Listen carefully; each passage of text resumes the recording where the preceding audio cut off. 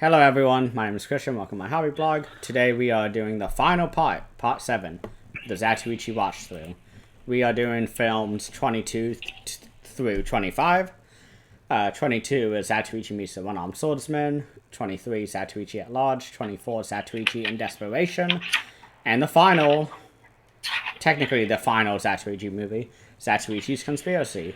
And again we have Undead Nightmare 24, also known as Leon, joining us again for the final part. Welcome back. Thanks for having me, Christian. It's been a blast, and we're getting to the end of the series, so it went by too fast, man, but ready to get into it. Yeah, I mean, all I've been thinking about this, because I watched 24 and 25 tonight, and that was, I always say don't double feature any of these movies, because it's just too much.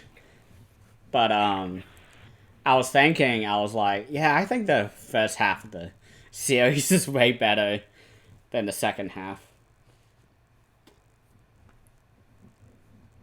Yeah, I agree. They're more solid stories, and then what I do like about the second half is the music. It does give me like that 70s grindhouse kung fu to it, but Oh yeah. other than that, the first half is way better. Yeah, I mean, I think it's 24 where it's like psychedelic, like guitars playing and stuff. It confused me, like hearing that. It was like listening to like Pink Floyd or like The Police. Yeah, I was waiting for the disco lights to go on during the film. Just Yeah, have we a haven't dance along. seen Ichi dance in a very long time. That would have been great. Watch the documentary. Yeah, I was All you gonna gotta say, say. isn't he like drunk like the entire time? He's drunk under like a disco light, just dancing randomly. It's hilarious. I just remember there were a lot of babes like hanging off of him, like while people were talking to him, like the whoever shot the footage was like asking him about Zatoichi, and he was like, "Ah, get out of my face!" And it was like kissing girls, and Uh, he was mean, man. And he always had a cigarette in his mouth, just all George Romero style. had the huge glasses. That's all he needed, man. So you're probably more excited about 22 than I am because I know nothing about the Shaw Brothers.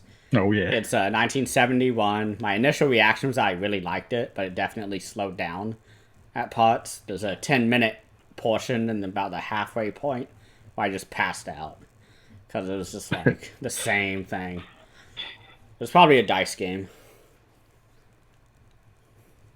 yeah. Every time I'd see the one-armed swordsman, I was like a big time fanboy, man. You just saw me cheering watching the movie.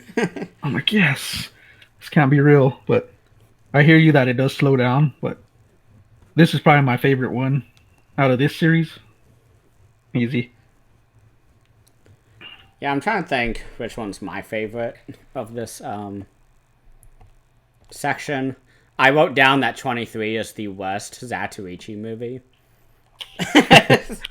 I think we both agreed on that. You said, like, be Uh, careful, it sucks. You're on a much better pace than I was. I was just really slogging to, like, get started on these movies. I mean, I had to watch 2 of them tonight. But, like, I think 25 is my favorite, and it's not even that good. I mean, 22 is a lot of fun, though. They're equal. They're equal. yeah, it's like I was kind of getting tired too. I found myself dozing off on 23, not 23, 22. No, 23. I'm confused here. But I was like dozing off and I just found myself like wandering. That's when I knew the movie wasn't appealing to me. Yeah, my soul left my body during 23. Like, I was out for, like, 40 minutes. Like, it was so bad. But let's talk about 22. Yeah. All right. So, Zatoichi is being hunted by some guy and his gang called a Sugito. And of course, he kills him off. I mean, it's nothing. And he purposely, like, springs a trap because they think He like, oh no, it's like a bear trap, I think. He like kicks it, and it goes off. And then everyone attacks, and he kills them, of course. And there's a lot of hoses in the scene, which was fun. Yeah, I don't know if you have anything more on some the intro. badass music. Yeah, the music in this movie was definitely the most, what I assume is the Shaw Brothers, that grindhouse 70s vibe. Yeah, really caught my attention there. I was like, yes, we Here we got that go. Shaw Brothers feel to it. I don't know who directed it, but I assume it's not Lone Wolf and Cub guy. Because his last movie was the last segment.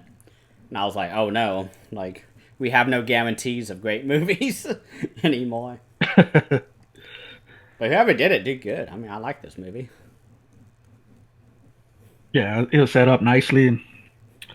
Yeah, we have like this family talking. They're like playing a game and they're throwing a dagger by the wife's face.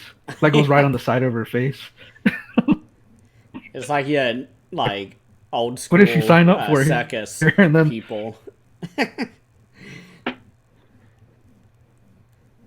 yeah. And then you just get this kid and this dad. They're like having a family moment while their mom's pretty much getting daggers thrown at her face. They're like laughing, and the kid collects all the money, and he sees Wang Kang, who I assume is the actual name of the one-armed swordsman, also in his movies.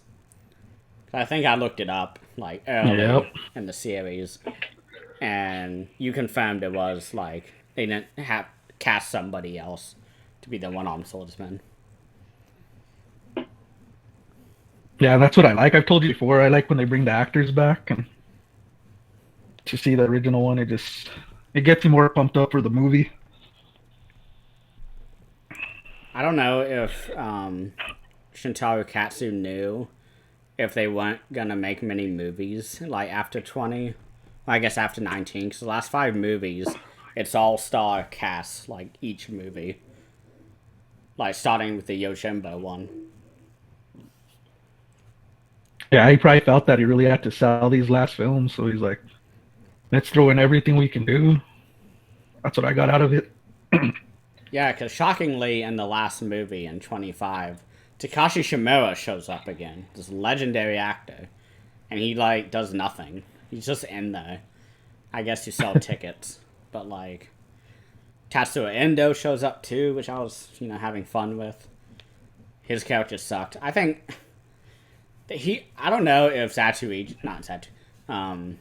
Katsu was like in charge of all the stories of each movie, but he was digging in the bottom of the barrel by this segment, I think.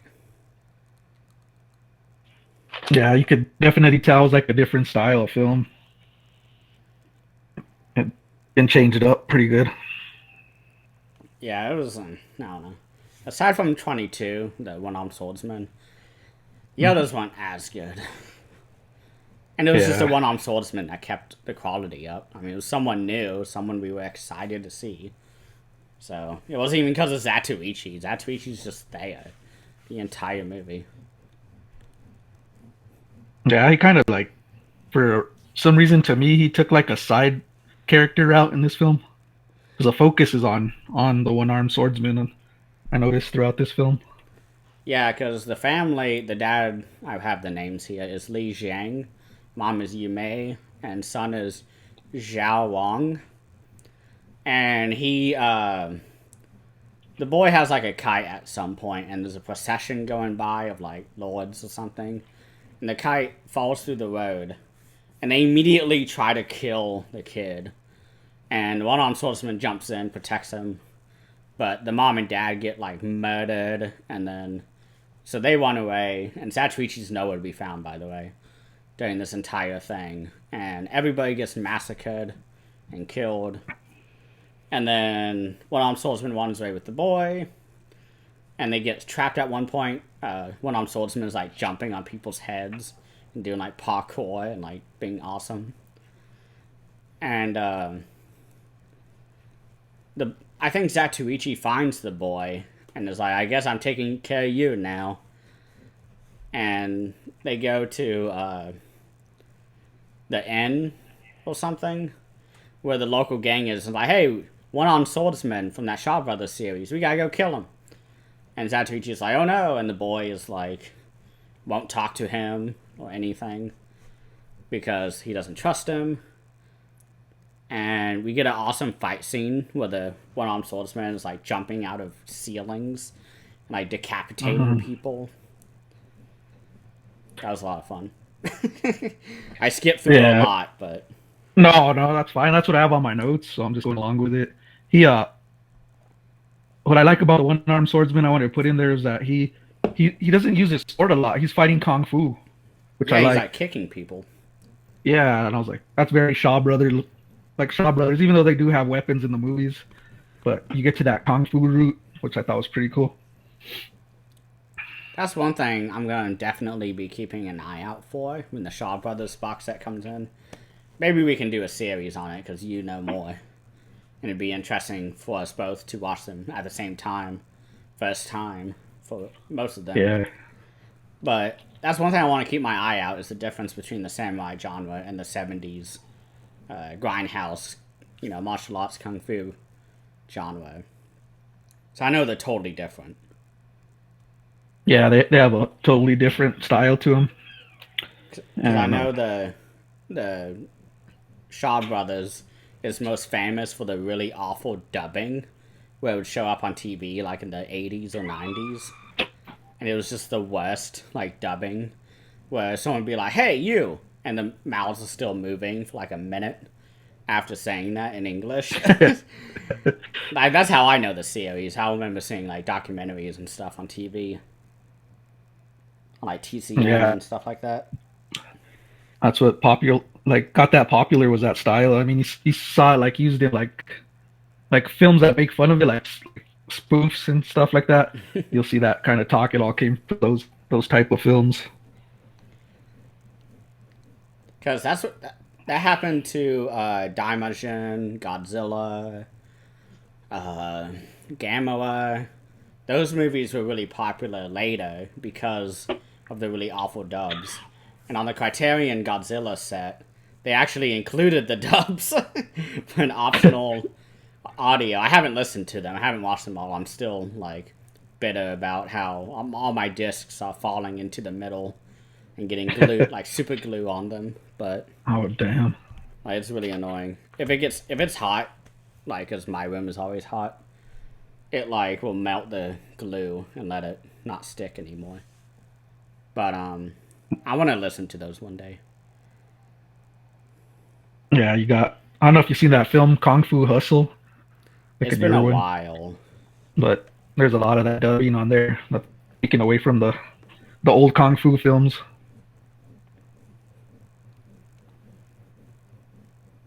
I gotta rewatch a bunch of those.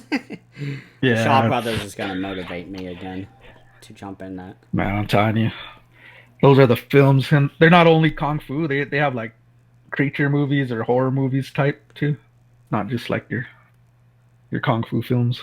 Oh, okay. I thought they were just Kung Fu. No, they have like creature features and kind of like horror element films too. Well, the more you know. Because now I'm more interested. I didn't watch just 12 movies of just, like, the same, like, Kung Fu stuff. Nah, you'll get, like, demons and witches in the film, stuff like that. It's pretty cool. Oh my, I'm so excited for that yokai box set from Arrow. That's gonna be bananas. Yeah. I'm eyeing that for sure. But there's a really fun scene, like, right after one-armed swordsman gets away from the 100 people army, where they're sitting in like a I guess, like, not outhouse, but like a very small house that like servants live in to like try and hide from the gangsters. And Zatoichi's in there, the boy, and one-armed swordsman. And one-armed swordsman only knows Chinese, and the boy knows both Japanese and Chinese, but won't talk to Zatoichi. And Zatoichi's trying to communicate with one-armed swordsman. And he's like, oh, you want sake? Okay, wow, you're really thirsty, aren't you? And he's like asking him like, "Who are you?" Like, that was a really funny scene. Yeah, he still doesn't trust him, and I thought that was unique too. How the one armed swordsman's Chinese, Ichi's Japanese, and they kind of they can't communicate with each other, but it's funny because they're like mean mugging each other at first. They like think they're talking smack about each other, so they're like looking at each other like, "What'd you say?" I don't know what you said. Stuff like that. And the kid won't even like butt in because he knows he's fluent in both languages, and he's not helping. No. Like, it's so funny. Yeah, he's like the translator, but he doesn't like that. He doesn't trust Ichi, so he's kind of like giving him the cold shoulder in a way. Yeah, because Zatoichi tries to give, because they separate and they like meet back up like 10 minutes later, and he's like, "Why do you keep following me?" or whatever. And he's like, "Oh, I'm just looking out for the boy," and like gives him like rice balls to like eat, and that's when they start like getting nicer to each other. And it's kind of amazing how all of those appearances that Zatoichi has comes back at the end when Ayone, who is the daughter of the innkeeper, thinks that Zatoichi is like calling on like all the gang members to attack one-armed swordsmen because they keep showing up, and since they're Yakuza and he's Yakuza, obviously he's working for the gang. And so we get that great moment at the end where they're like yelling at each other and Zatoichi just leaves. Like, I'm not involved in this. Yeah, they have him set up for everything. Basically, they're saying he's kind of like an informant for them, and he's the one setting him up. And the one-armed swordsman actually believes that. He doesn't really trust him fully, so he's like, maybe this is happening. Maybe that's why they're catching on to us. Like everywhere they hide, you see these guys show up and try to brutally attack them. You have them on the run throughout the film. I'm talking about the one-armed swordsman there. But yeah. I mean, it's a much better setup to them having to fight each other at the end. Because we always joke about how every single movie, the first shot is like, oh, samurai who looks slightly menacing. Oh, they're going to fight. Like, at the end, we know this. What's the reason? What convoluted reason are they going to fight? And it actually sets it up pretty well. Probably for the first time since Hiwate in movie one. Where it's developed throughout the movie. It's not, oh, you pissed me off, I'm gonna fight you, which is every movie in this fucking series. Yeah. This one, it kind of keeps you off guard. You don't know if they're gonna fight or not. You don't know it. Because in my head, I was like, oh, they're gonna team up. Like, this is awesome. One guy has one arm, and the other guy is blind. Oh, okay, it's two disabled people teaming up. This is great. Like, they can bolster each other's weaknesses, with their strengths, And that didn't happen. No. I was kind of hoping for that. They still had that, like, they didn't have that inner trust within both of them, so it ends up, they're still on guard from each other, and then, like you said, there's no communication. They're, one's talking Chinese, one Japanese, so they always suspect like they're setting each other up or talking bad about each other, and it carries on through the whole film to the end. Yeah, because after Zatoichi is like joking about how he just constantly needs sake because they don't know what they're saying to each other, he goes to a gambling house, which, by the way, it was so awesome to see the guy who was pretending to be Zatoichi like 10 movies ago being an actual blind dicer.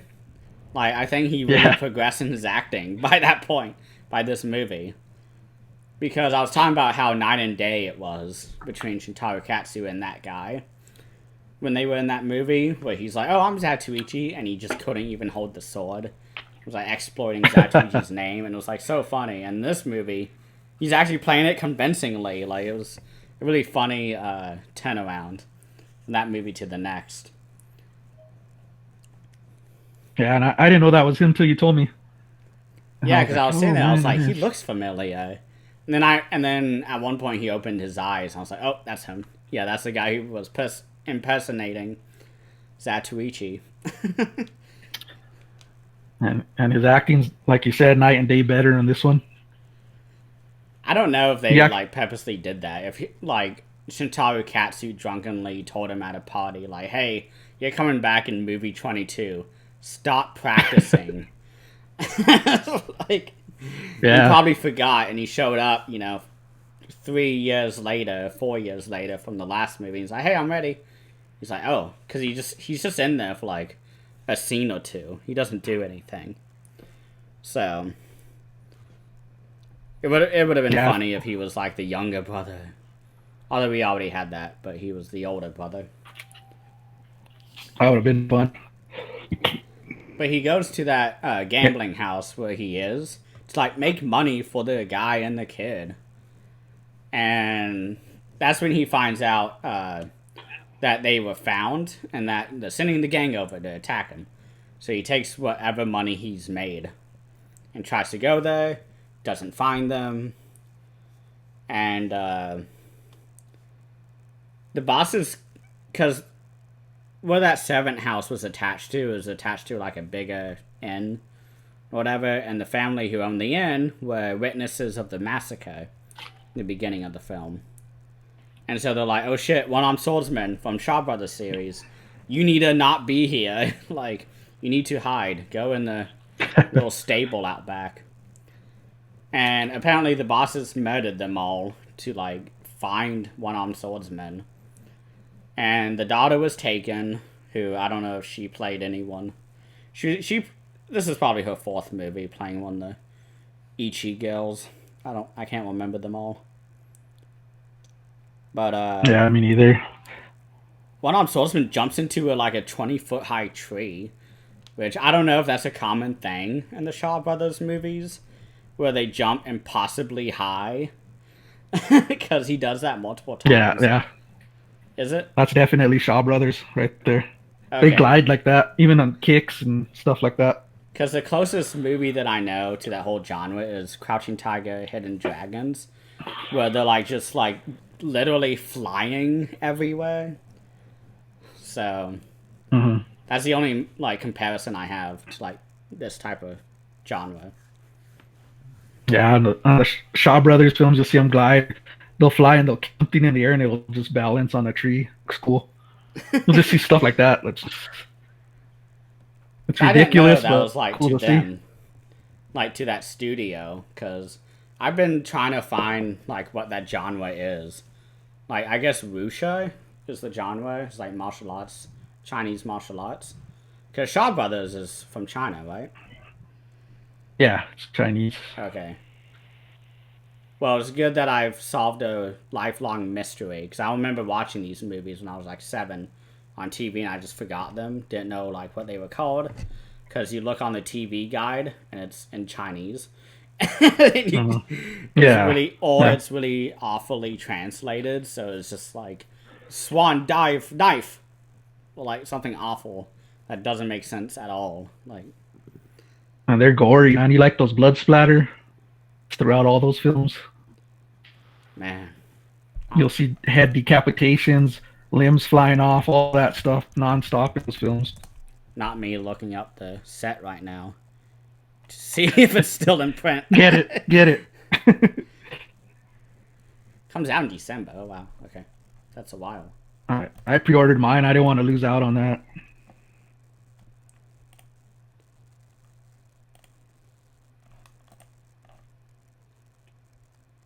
Oh, it's on. Oh, never mind. That's in pounds. It's probably like much more expensive. I'm Yeah, not gonna look at that. It's killing my internet. But he like jumps into a tree and like escapes the notice, which I was like, that's awesome. yeah, He just like glided up to like a 30-foot high tree and it was like, where'd he go? Because like, no human should be able to do that. yeah, exactly.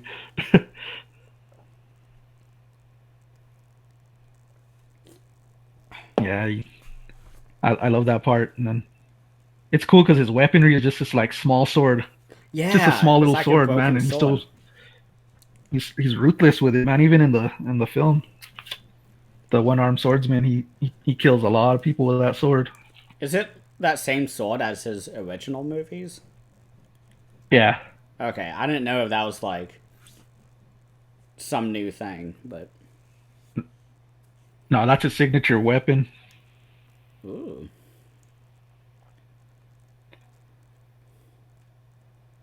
Yeah, it's give me more hype to watch this series. yeah, and it's that's a must to watch in the kung fu. Like not only kung fu, but those are classics you need to have in the collection. I finally rounded out like a big like hole in my collection with the new Shout Factory sale, the Shout Select. Mhm. I got UHF, Dead Zone, which is like one of the final big Cronenberg movies I needed. Bill and Ted's Nice. collection, even though I didn't get disc two, I but the saw that, man. but they're sending it to me, so one day. And then Wild at Heart, one of the final David Lynch movies. So at this point, I need Inland Empire and Straight Story, two more movies, because Dune is coming Nice. in 2 weeks, I guess. Comes out soon. I need to start building up my David Lynch collection. I only have Lost Highway. That's it. Criterion has a lot, like 60% of his stuff. Yeah, it's is that sale still going on or did it end? Which one? The Shout Select sale or whatever they Yeah, have. it ended yesterday because everyone was Oh, messaging me like, "Hey, do one more, do a double dip." Because I was questioning it, and I was like, "Oh, should I? Should I?" And everyone was like, "Yeah," and I was like, "Nah." I'll save my yeah. I mean, money. now that I have money, it ended. Could you just guess my luck? Criterion is in October. That's the next big sale on my list. Nice. Put it in your I'm savings. gonna save for that one. Put it in the pot. I need some Criterion. Shockingly, Vinegar Syndrome is overtaking my Criterion collection. Wow. I had over 50 Criterions for like over a year now, like since I started my internship. And then like, because I had 3 Vinegar Syndrome movies like this time last year. And now I have like 47. I've gone Yeah. 47 Vinegar Syndromes. Like, we oh know my gosh. we know where your money's been going, huh? Yeah, yeah, it's on my shelf. It looks at me every day. Just stares at me at all hours. Yeah, I got some stuff that came in. I have a good stack of stuff to put in a update video soon. There you go. I'm just waiting on two things to come in from Diabolic. Yeah, I filmed my most recent haul video. It was just Shout Select. It was like 4 movies, but I was sitting there. I was like, wait, have I done a Shout Factory collection video? And I realized I haven't because I looked it up later on my channel, and I was like, oh no, I haven't. I've never even talked about Shout Factory before. So when I hit 25 Shout Factories, I'll do one. I'm at like 18, 19, I think. Hmm. So whenever the October sale goes, I'll do the 6 releases, Friday 13th, and then 5 others. Nice. I think I'm gonna do a video on my Code Red and Scorpion release. Those are 2 labels I haven't even touched. I got a decent amount, but I've seen other people's. They're like insane. They have like everything. See, that's me on the way for Vinegar I'm like, Syndrome. Like, oh my god. yeah. I still need to get some stuff off that August package. Probably get it on Monday. There's like those 3 releases. It's that Commando versus Dinosaurs movie, which sounds bananas.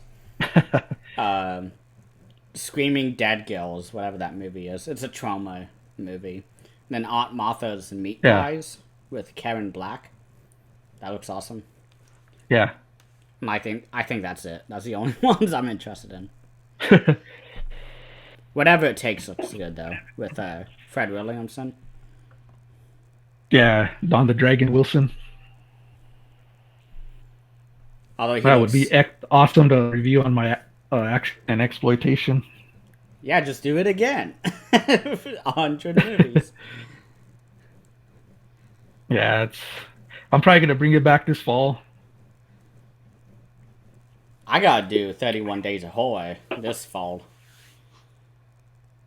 Yeah, I think I'm thinking of doing that too.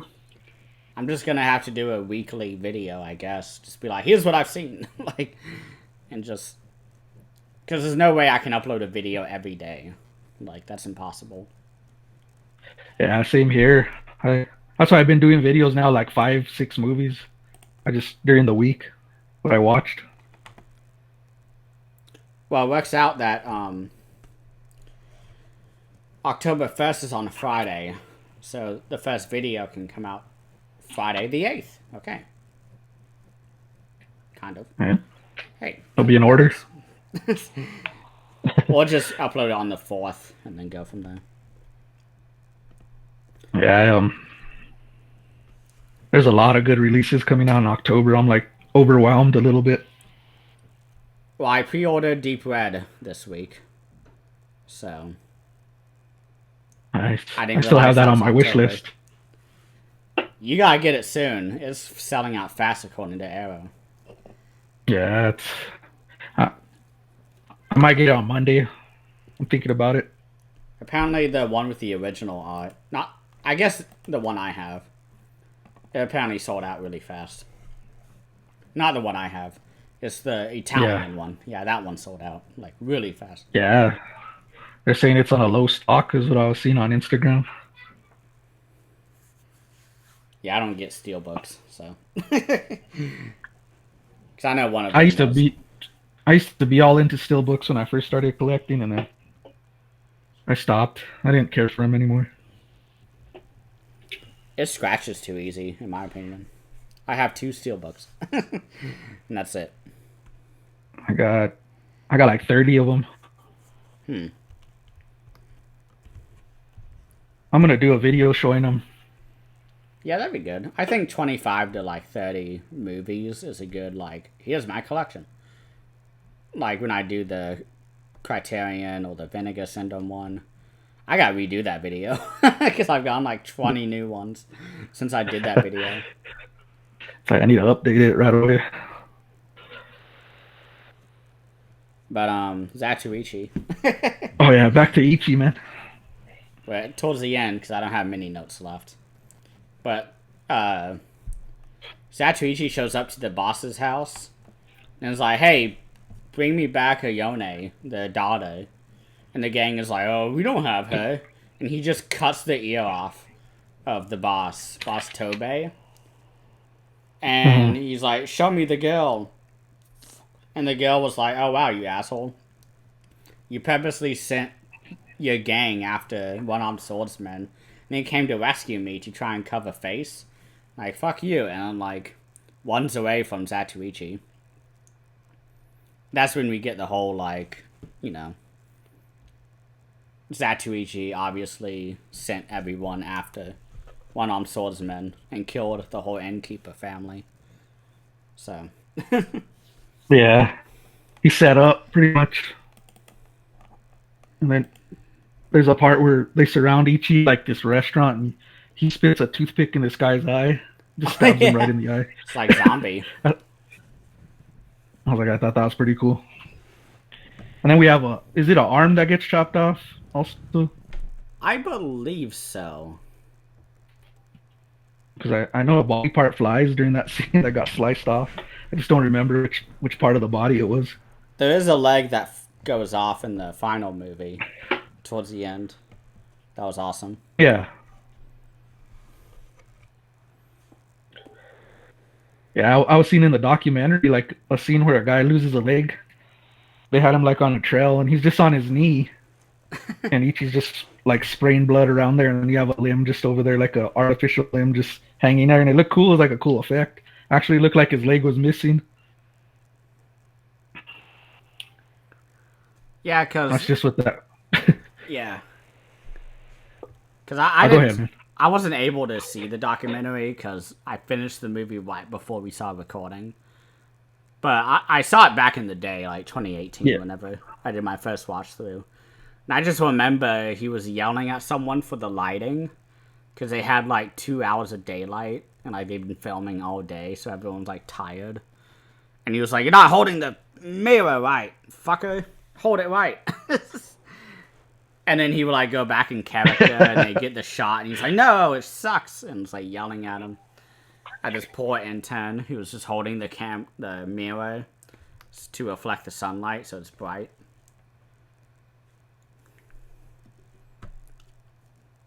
Yeah, he was mean, man. And then he put his hand out like to take him a cigarette. He just put his hand out. His assistant had to go take him a cigarette. I wonder how popular he got, like, by that point. To the point where he holds a hand out and somebody is paid to put a cigarette in his hand. Like,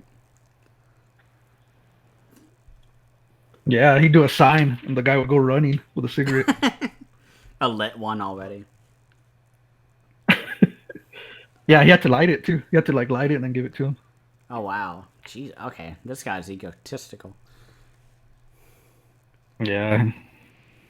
But man, what do you think he really was skilled in the swordsmanship? Because I saw scenes where he was badass, man. Once he got in character.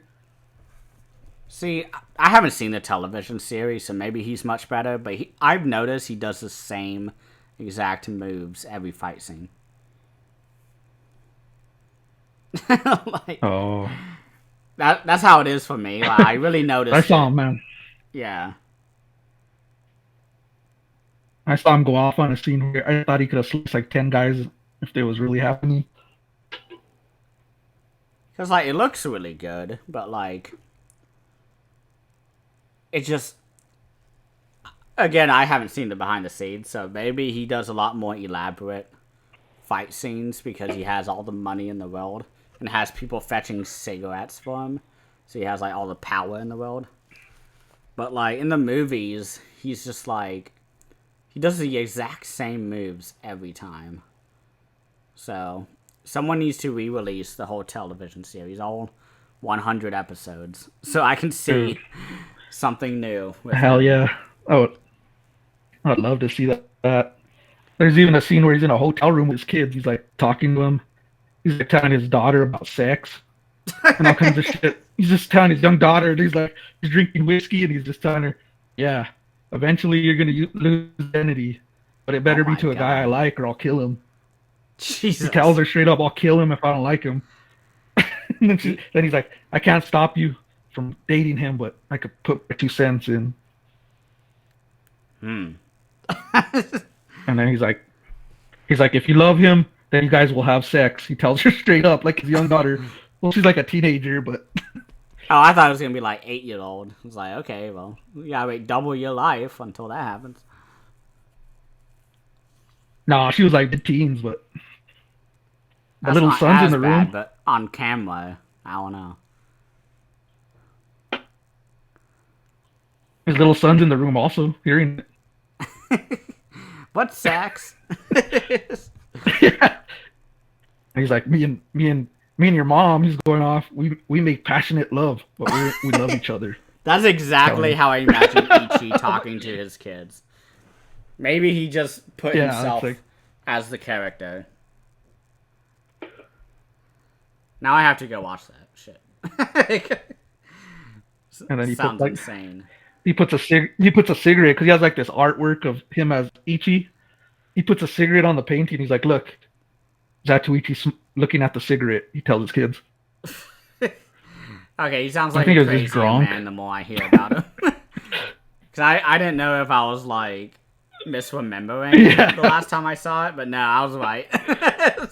He's a crazy man. Let me tell you all about he's intense, sex. man. I was like, wow, this guy's intense. Because the whole You're time gonna have sex. But better be with the guy you love.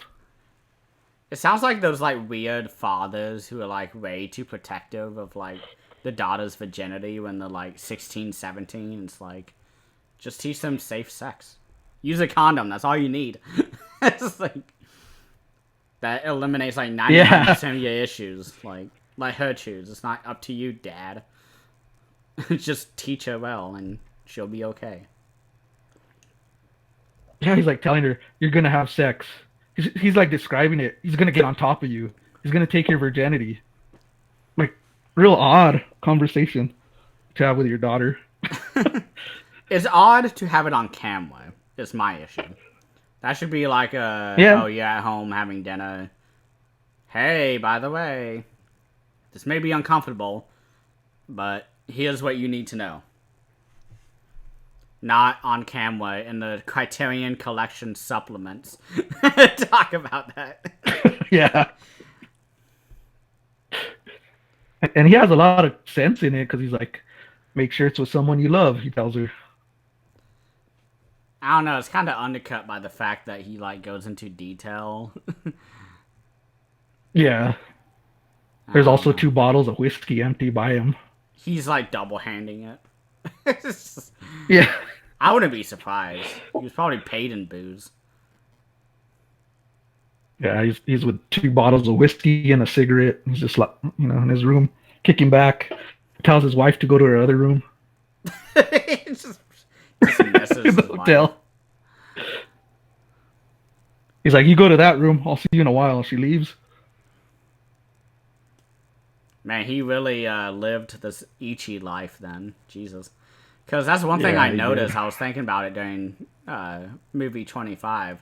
Is how much of a piece of shit Ichi becomes in the later in this segment. Like, where's the kind old Ichi, carrying a baby 100 miles to its father who doesn't even want the baby, and then like works hard to like provide. He would probably tell a baby in real life, "Bring me my cigarette." Baby's crawling with a cigarette in its hand. Just telling the baby, you're gonna have sex one day. In 16 years. Think about it now. What? Can't even speak yet. Probably doesn't even remember, so it's like useless. Yeah, he's like, you're probably gonna lose your virginity soon. The baby and shit. If you star in my movie, then I can have your character lose its virginity. It's like that, what was that? Number 12? Which was the entire movie about, like, prostitutes. Like, trying to sell the little... Yeah. That was a sleaze fest right there. See, like, 24 was a sleaze fest, but at least Ichi had, like, humanity in that other sleazy movie. In this movie, he's, like, contributing to the issues. I was like, what the fuck, Ichi? Yeah, I don't know. I just got a kick out of part 24. I thought, man, we'll get into that. But there's a really cool scene after Ayone escapes from when Ichi, like, supposedly purposely freed her, so she runs back to him, where she sees the graves of her, like, of the, I guess her parents, that the one-armed swordsman and the boy dug. And she, like, has a moment where she's crying and all this stuff. And the one-armed swordsman is like, hey, like, who ratted us out? And she's like, oh, it's that idiot, asshole, blind bastard, Zatoichi. Yeah. And that's when we're like, okay, he's on his way to go fight Ichi. And I have nothing else. I know that they fight, and I say it's fun. Yeah, there's even a scene I have here on there's gambling and wait, I don't know, my notes are jacked again here. I just have one where it says that Ichi goes and farts on him, spying through the holes. Oh yeah, I will remember that. I was not asleep during that. Okay, I will remember that. And they're like all dying, man. Oh yeah, because they're looking in on him through the wall, And he like walks up, like sneaks up to the hole in the wall and like farts through the hole. Yeah. And that guy's like, I could taste it. He's like with his mouth all. I forgot about that. I didn't write it down. That's where the comedy comes into place.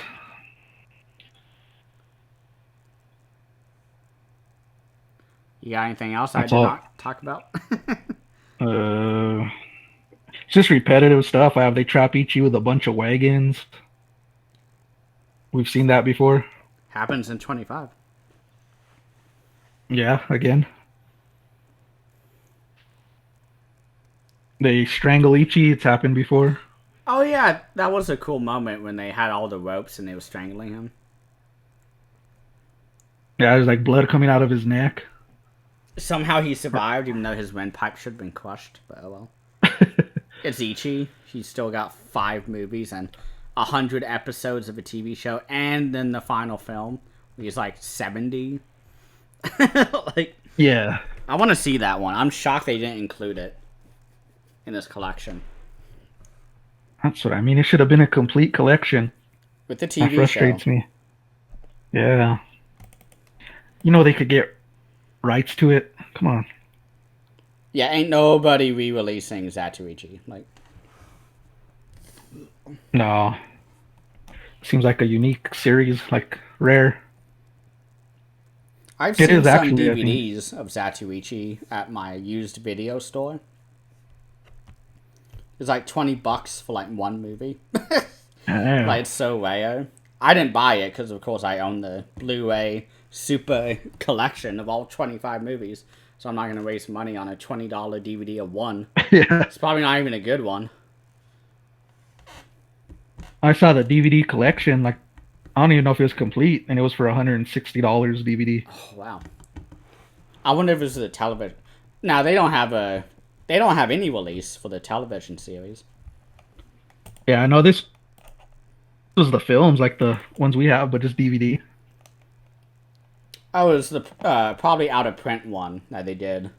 Criterion. Because that one is Yeah. like $200. It's really expensive. Which I don't get. Just buy the $100 Blu-ray one. That's what I did. I was like, heck with that. Got out. You're the one that got me into watching the special features because I never would watch them. I just like watch the film, turn it off. See, it really depends on the movie. Like, when I finish Six String Samurai, I was like, I need to know everything. So I turned on the documentary, and the main guy has literally disappeared from reality. Like, right after that movie got made. Wow. And, like, the people who did the music, the Red Elvises, they Yeah. were doing a video in, like, I don't know, some beach in California. And they had this on the documentary. It's this home video of them walking down the boulevard, or the boardwalk, or whatever. And they're like, oh my god, is that who we think it is? And the main guy with the sunglasses is like, yo, guys, we were in 16 Samurai together. And they're like talking with each other. And it's like a year after the movie got made. And they were like, yeah, that's the last time we ever saw him. Like, and the director, the music people, Vinegar Syndrome, everybody was looking for this guy. And like going on social media, asking everybody, like, have you seen this man? And no one could find him. It's like... Wow. And so the director is like, I think he went to a Shaolin temple in China.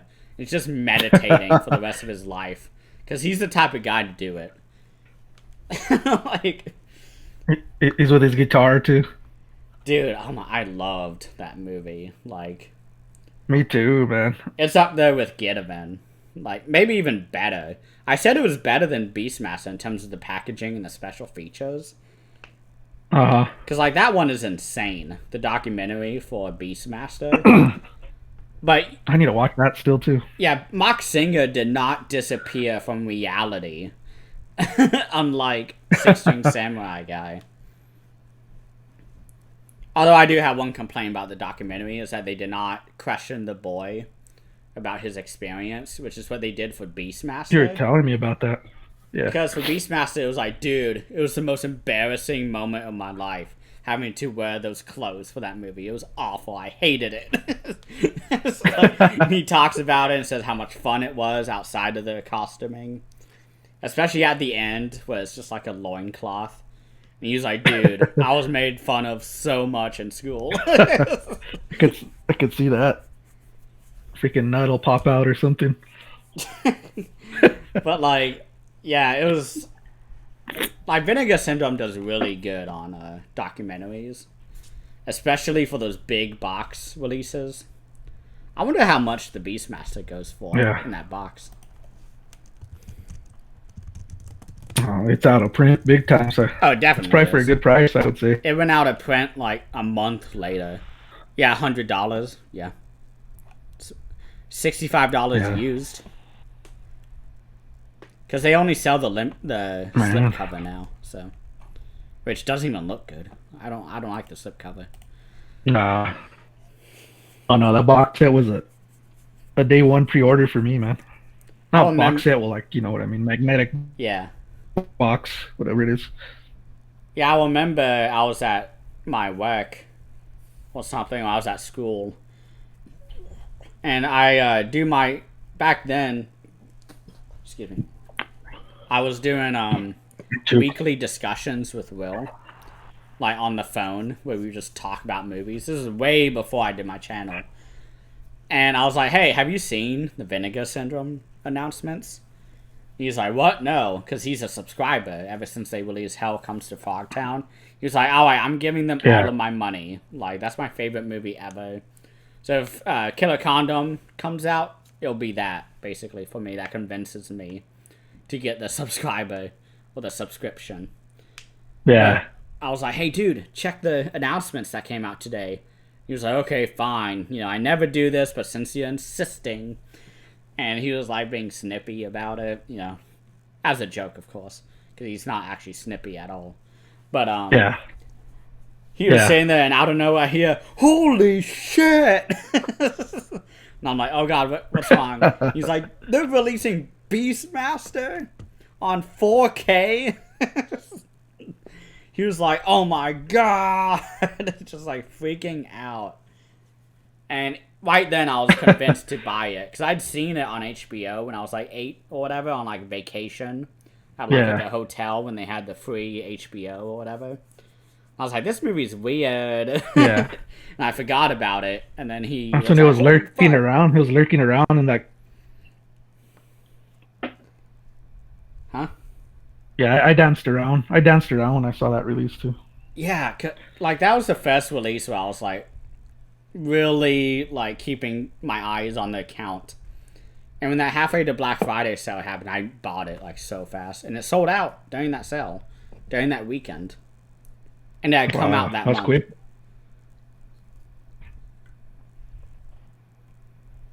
That's my second favorite movie next to Conan the Barbarian. It's really good. I gotta remember if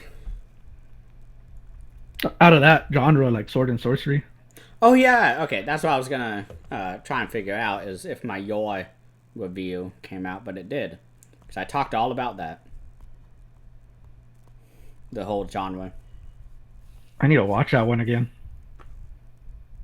It was much better on second watch, because the first time I watched it was in the beginning of my collecting days, and I just didn't get it yet, like the whole genre. So. But now I do, and I appreciated it a lot. So you need to see Fulci's Conquest, man. That's a good one. Sword and sorcery. I think I added that to my list because you said that like a few days ago. I was like, It has Fulci's gore in it, but just like in a sword and sorcery film. And you have like his evil creatures in the movie too. Conquest. It was not on my list, but I added it. Gotta check that one out. You know what you shouldn't check out? What's up? Zatoichi 23, otherwise known as Zatoichi at Large, from 1972. Because I hated this movie. Yeah. Man. I tried to like it. I tried, man. I just couldn't. on my initial reactions, because I started doing that, I think last episode or the one before, it was like way later than I should have. I put down that this is probably the worst Zatoichi film that I've seen. You said you like passed out like halfway through and just didn't wake back up again till it ended. I was like, fuck. Yeah. I was like, okay, I'll do the notes. It's okay. And then I did the same. I did not like this movie at all. It was really bad. I woke up and I had drool on my shoulder and everything. I'm sure Ichi would say something about that. Oh, He man. would tell you a puddle of drool. You're gonna have sex one day. It's gonna look exactly like that. Oh my god. Man, that documentary tripped me out, man. The way I how gotta watch ruthless it. he is, man. You really hyped it up for me. Man. Dude, he's a no tolerance motherfucker, bro. Let me tell you that. Even Probably his has high assistant's alcohol talking. tolerance, too. His assistant's talking. The guy that takes him cigarettes, takes him his coffee because he loves his coffee too. He's like, he doesn't even talk to you. He just puts his hand up. I mean, cigarette. He puts his hand another direction. It's coffee, and like he'll tell you, "You're taking too long." He'll tell him like that. Jesus. I was like, "Damn, man." And the assistant's all happy. I like the guy. I really like him. He's not a cult leader, I promise. Yeah. And this is where he's already gray haired. He's older now. He has like a gray beard already. I noticed that because what movie was it? I'm like scrolling up. There was a 2-year break between movie 19 and 20, which I mentioned in the last episode. But like, once the 70s hit, he started looking quite old. Maybe because all the stress of making 5 movies a year of one character who does the same thing every fucking movie. And I remember seeing the documentary of Dawn of the Dead where Romero's smoking cigarettes. But He's like the man, kindest man. Ichi tops him. Yeah, Romero's so kind. This guy's like he's a good guy, you could tell, but he's really strict. Like there's even an actress, one of the Japanese girls in the films, that tells him, your head's all fucked up. She pretty much tells him in Japanese. he's like, what are you saying to me? And then she's like, exactly what I said. She wasn't scared of him, man. She told him straight up. Well, that's what's hilarious. I don't know if you probably don't know this because I just learned of it recently. But Akira Kurosawa, who made all the classic Japanese samurai films and crime thrillers and all that, he met his wife through one of his early films that was made during World War II. He kind of got forced to make a propaganda film. And it's actually a pretty good movie. It's all about factory workers who have to, like, meet the quota. You gotta use good vibes and, teamwork to meet your quota. And this is how Japan will win the war. And this may not come as a shock, but Kurosawa fucking hated World War II. So oh, man. he kept putting off making a propaganda film. Finally, he just had no more excuses and had to make one. And so he made one. Wow. But one of his not co-stars, but one of his female leads was somebody who just gave no shits about anything. She would tell you everything wrong with you and make you smile with how she put it. With, like, how awesome she was. And so he was, like, running long days just trying to get this movie done. And like, every day, this woman would, like, talk shit to Kurosawa, like, every shooting day. And, like, standing up for the other female actors and actresses, or female actresses. And he ended up marrying her and became lifelong partners with her. Because they, like, really complimented each other. And all the supplements and the Criterion editions of his movies, she's still alive, okay? From like the 30s. She's like in the 80s now. She's like this sweet little old lady now. And every release of his movies, she's on there doing an interview being like, oh, this was the time of his life when he was really getting into historical Japanese Edo period, the 1800s, and just like talking. Yeah. And she was the most critical person ever in his fucking life. Like, it's really kind of amazing. And there's a whole plot line in the movie all about that. About how she stands up to the factory owner because he's being like, come on, guys, work harder, work harder. And she's like, that's not how you motivate people. You motivate people by good vibes, not using your whip, and all this stuff. And he said he put in that plot line because it reminded him of his wife. Like, oh wow. Because they were married by the end of that filming, movie, the shoot. He liked the woman that would take control, pretty much. Oh, okay. If we put it that way. Yeah, he's trying to. Yeah, she took charge. That's what I like. Yeah, really strong woman. She's awesome. She was always his production assistant or whatever. Yeah. Always kind of kept things in control in his life. That's why he married her. But for the Zatoichi movie, the intro, I put down that it was a very heavy omen. Do you remember what he did?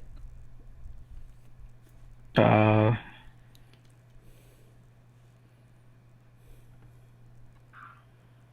trying to look here through the notes. For 23 Zatoichi at Large? Yeah. I have here let's see, he meets up with her pregnant. She's pregnant, right? It's before that. Before that. I liked. Although the filming of it was, made me all throw up. I don't have it written down.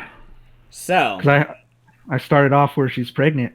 Yeah, so the intro when the music and whatever is, well, not the music, but the part where the, starring, produced by, directed by, all that.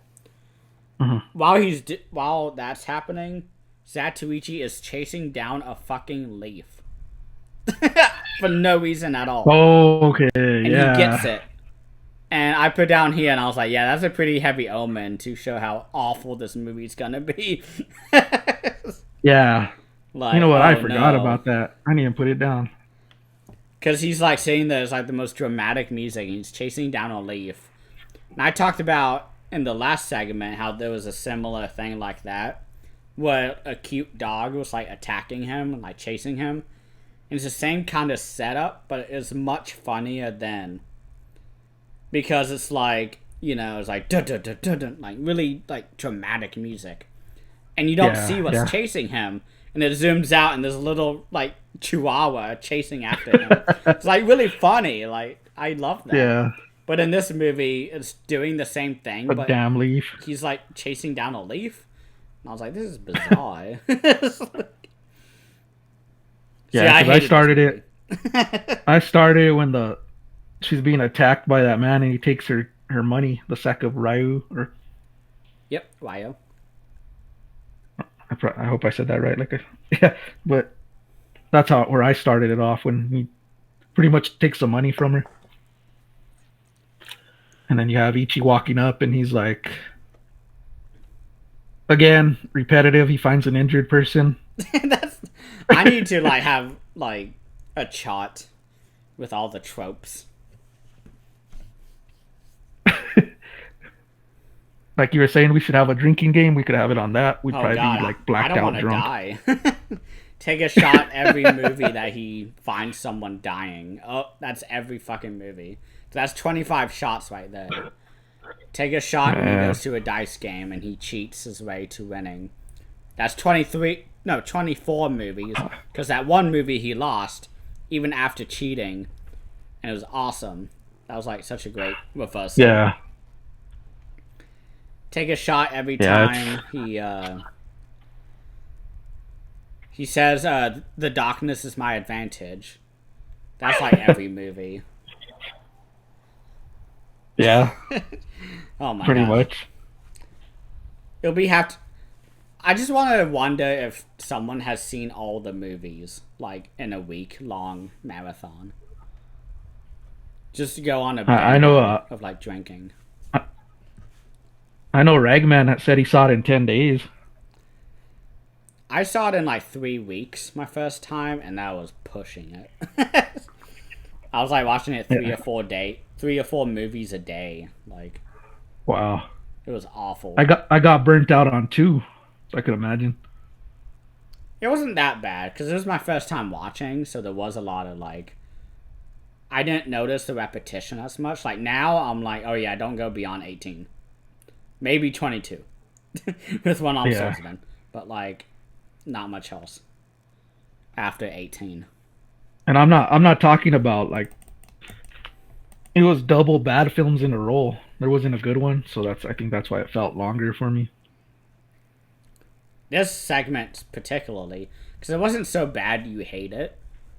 Like, one other segment that we had, I can't remember which one it was. But this one, it was like, good, 22, 23, awful. 24, not as awful, but very depressing and grim and awful. And then 25 was good, but it was like average. So.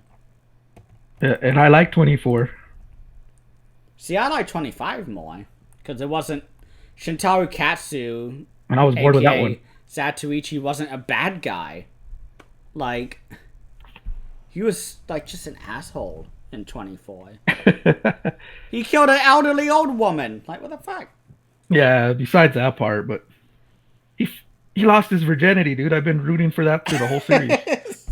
I didn't know it would happen. I was probably asleep while watching that. I was like cheering, and then all those guys come to kill him and cock block on him.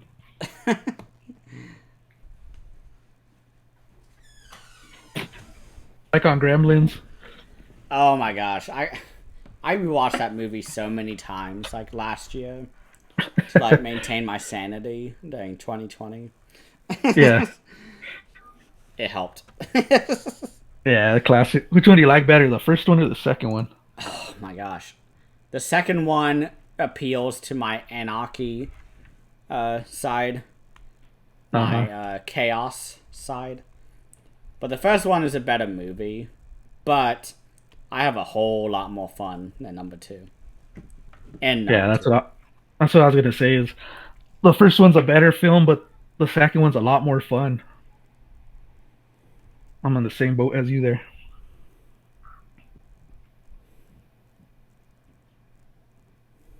But had to get my refill, so that's good to go. I'm writing down the movies I watched today because I forgot to note it. Zatoichi's Conspiracy. I fell asleep during 24 to escape the. And me, this one, 23, I fell asleep. All of us did. It's just real repetitive, man. There's like nothing new to this film. Yeah, there's one part in the beginning that made my soul leave my body.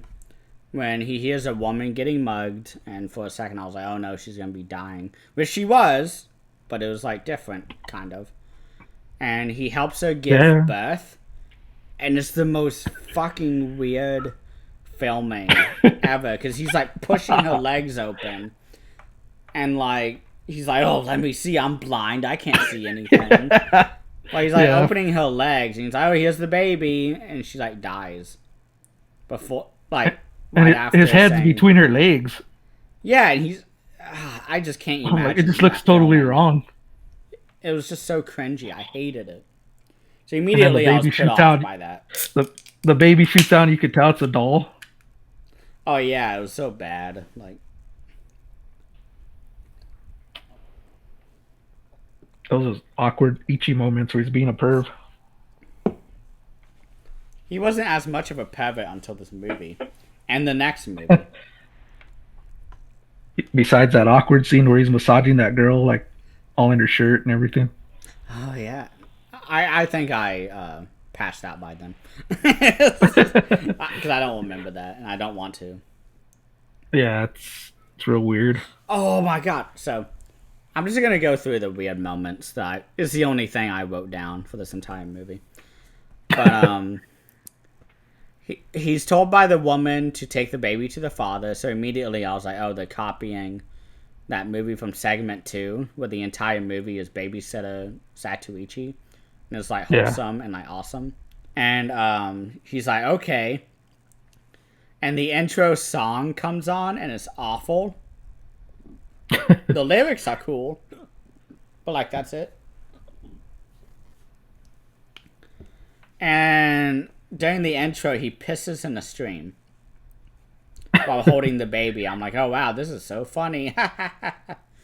Meanwhile, I'm rolling my eyes into my fucking skull. And then I have that written down too. Oh, do you? Yeah. So we both were on the same brain wave then. But yeah. The next part that I have written down is that Zatoichi breastfeeds the baby. He's like sprinkling milk on his boob. And the horse like gets jealous. And I was like, what the fuck is this? Oh, you want a baby to suck your tit? Horse? Are you kidding me right now? So it's like awkward, man. This film's awkward. Because the horse like, and he's like, whoa, what are you talking? And I'm like, what is happening? I'm like, this is 10 minutes in the movie. What the fuck is happening? Maybe it's that horse from the previous movie that he followed. Wanted some. That was a good horse. Yeah. This was a pervert horse. Yeah. He wanted a baby to suck on its tits. I don't know what that horse was trying to accomplish, but it didn't get it, thankfully. Whoever wrote that, man, I wonder. You gotta question their mindset. I don't know who directed it. I didn't even have the state of mind to write anything down. Yeah, my notes are all over the place with this one. But anyways, he's on the search for the baby dad. The baby daddy. Baby daddy. Baby daddy. We've seen this before. There was an entire movie based on this, and it was awesome. And then what's pretty fucked up is there's these kids where he's walking and they're throwing rocks at him. Yeah, the entire movie. That kid. And he fucking hits him in the head, bro, and Ichi's like bleeding through his head. Is that this movie? That's really cruel. I thought it was the next movie. Unless that's the whole... It also happens. I have it written down here unless I got it wrong. I guess it was last movie. I didn't write it down. I have here, there's a kid throwing a rock at him. Because it ends up being the pregnant woman's son, right? Yeah. Okay, so it's this movie. So I remembered that. Yeah, I'm too lazy to write that down. It is this film. Because, that's her son. He's a brat, dude. Annoying kid. Alert. Yeah, don't get me... Because, like, people were talking shit about Six String Samurai, and I was like, dude, have you seen Zatoichi? Have you gone through any of those movies? They have the worst kids in those movies. I have the worst kids in...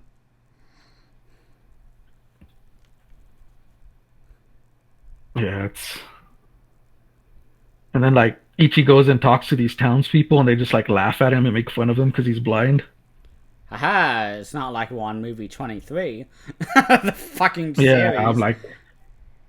What does this remind me of? Man, they're cruel to him in every film, pretty much, man. I don't know how many times Blind Bastard is said. Do you remember in, like, movie 6 or 7, I was like, wow, isn't it amazing how, like, in movie 1, no one knew who he was. Then movie 6, everyone's like, oh, that's Zatoichi. He's like a legend. Yeah. They threw that out pretty quickly. After I said that, I jinxed it. I don't know what I did. They're like, well, in this film, there's 20 Ryu out for his head. Well, remember when his life was worth 3 as a upfront payment? Yeah. Yeah. It's like, that's an insult. Oh, this is what my life is worth. Okay, it's an advancement. Okay. Yeah. I miss old Ichi in the first 18 movies. Because, my God, he sucks. Yeah. In these later movies. He definitely changed and got more odd. I put down here Yeah, that this movie is basically a watered down version of that Lone Wolf movie in segment 2. yeah, And yeah. I could see that. it's very because it's like 20 minutes of the movie, but they made an entire movie based off of that, getting the baby to the father, and the father being like, nope. Fucking walks off screen and it's like, not my baby. And Ichi is like, oh my god, what do I do now? But like in this movie, he's like, that's not my son. And he's like, okay. And gives the fucking baby away to like some family with 8 kids already. And it's like, oh, what's another one? And then like they never see the baby again. I was like, Ichi, this is not at all That's real. how you usually act, Ichi. It's repetitive, but in a bad way. It's out of character, is my issue. And then you got this deputy in here. What's his name? I passed out by that point. Tetsugawa? He's that's the villain. We got a sheriff that's actually trying to control the town, but like he's always getting roughed up. Because the next note that I have is that boss Tetsugawa shows up and he turns a nice town hall into a brothel. He tells somebody, I wrote it down because it was so striking and how awkward and awful it was. I will teach you all 48 positions, he tells a woman. Yeah, you're right, because that was before. I didn't have that down, but that happened before the sheriff makes an appearance. Well, I know my final The sheriff is just like, what is it? We get lots of boring back scenes of back and forth, but there's a hilarious scene with monkeys acting out a play, and it's amazing. That's the last thing I have about this movie. I think I fell asleep on that because that was the best. When you part. told me that, I couldn't remember it. That was the best part, and then I passed out. I think I passed out and I didn't catch that. Dude, you gotta rewatch it. I probably missed a good scene. There's 2 monkeys, and they're acting out like Shakespeare, and it's awesome. I definitely fell asleep, I think. Dude, it's the only part that's worth watching. You gotta put it in, fast forward to it, watch it, and be like, oh, that's awesome. And then take the disc out. Because there's nothing else. Yeah, it's just real repetitive. Everything on my notes is just like, we've seen it, we've heard it. Yeah, this film was a mess, man. See, it's funny because before we even did got the bratty kid, the review on movie 1, I was like, now, okay, you gotta get ready. Okay, these movies get really formulaic. And it was like movie 17, I was sitting there like, wow, none of these movies have been formulaic. They've all been awesome. And I felt like I was going crazy a bit. And then movie 19 came along and I was like, nope, okay, I was right. Like, these movies get really awful. Okay, I was right. Here comes the shit show. Prepare for it. Yeah, like, oh my god.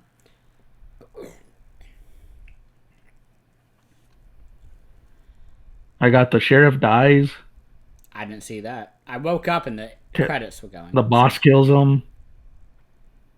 He takes, how do you say your name? Oyai, the auntie, as a prisoner. I'd have to see the name because I didn't write it down. I was out. It's the sister. It's the sister of the dad of the baby. The sister of the dad of the baby. What? Yeah. The aunt. You know, like, yeah. There you go. The auntie, bro. Put it in simpler terms. I think I will remember that in the deep recesses of my mind.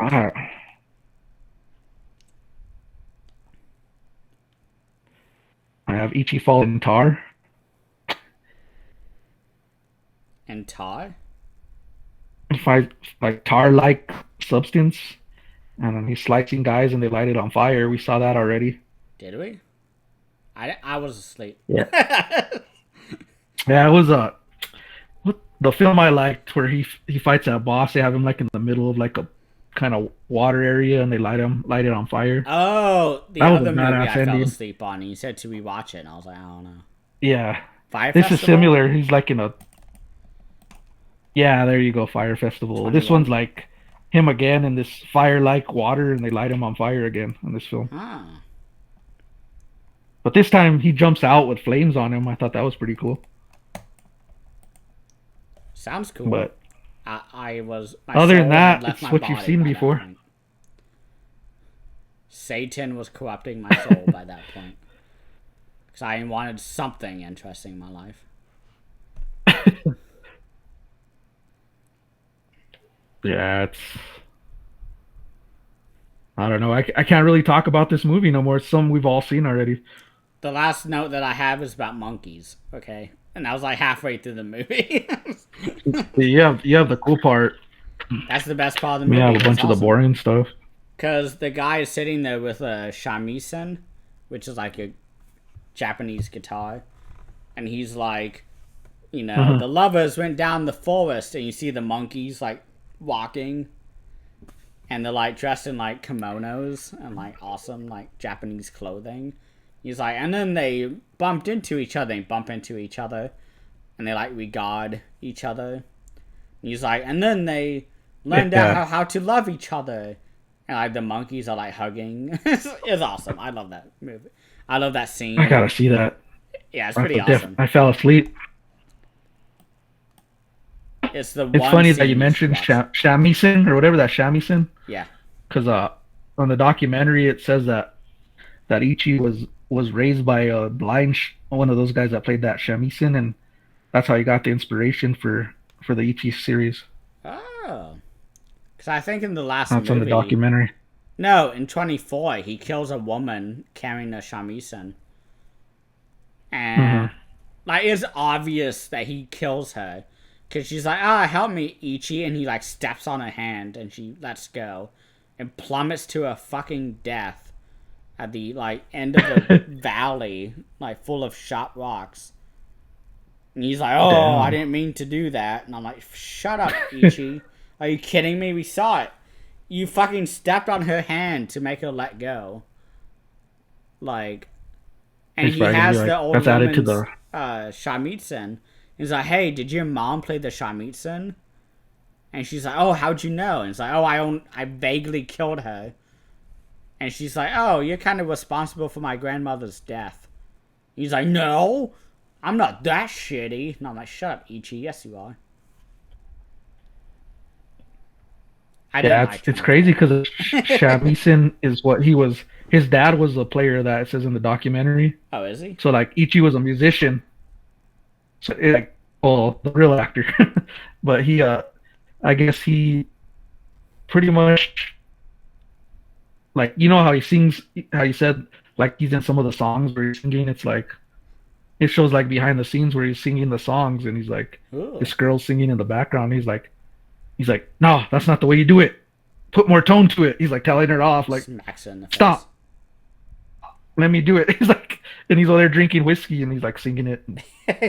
I He's like real, imagine like real really serious shitty about whiskey, it. like Jim Beam. It's probably like the Japanese Jim Beam. It's just like a green Sake. bottle that looks like a Seven Up bottle. Oh no, is it Jägermeister? That's a green I don't know. bottle. It's like it's a green bottle. It kind of looks like a Seven Up bottle, and he's pouring shots in a glass. But yeah, he's. I didn't know that. I guess his dad was a musician, so that's why he's real serious about the music throughout the films. Well, I remember in the first movie I talked about how the way that they made the series, like in the beginning, was Shintaro Katsu, the actor, he did a really small role in like a samurai film where he played a blind swordsman.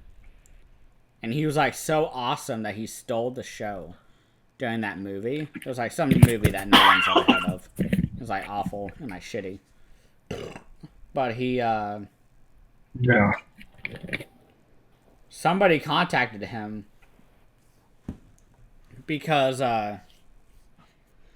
this was around the time that Japan wasn't making any money on like theater, like movie theaters and stuff like that, because everybody owned a television set. So they were trying to make movies that what is it called? They try to make movies in the television set that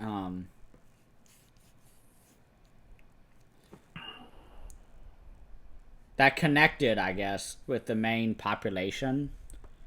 And so they started making these movies about a blind swordsman who fights for the middle guy or whatever.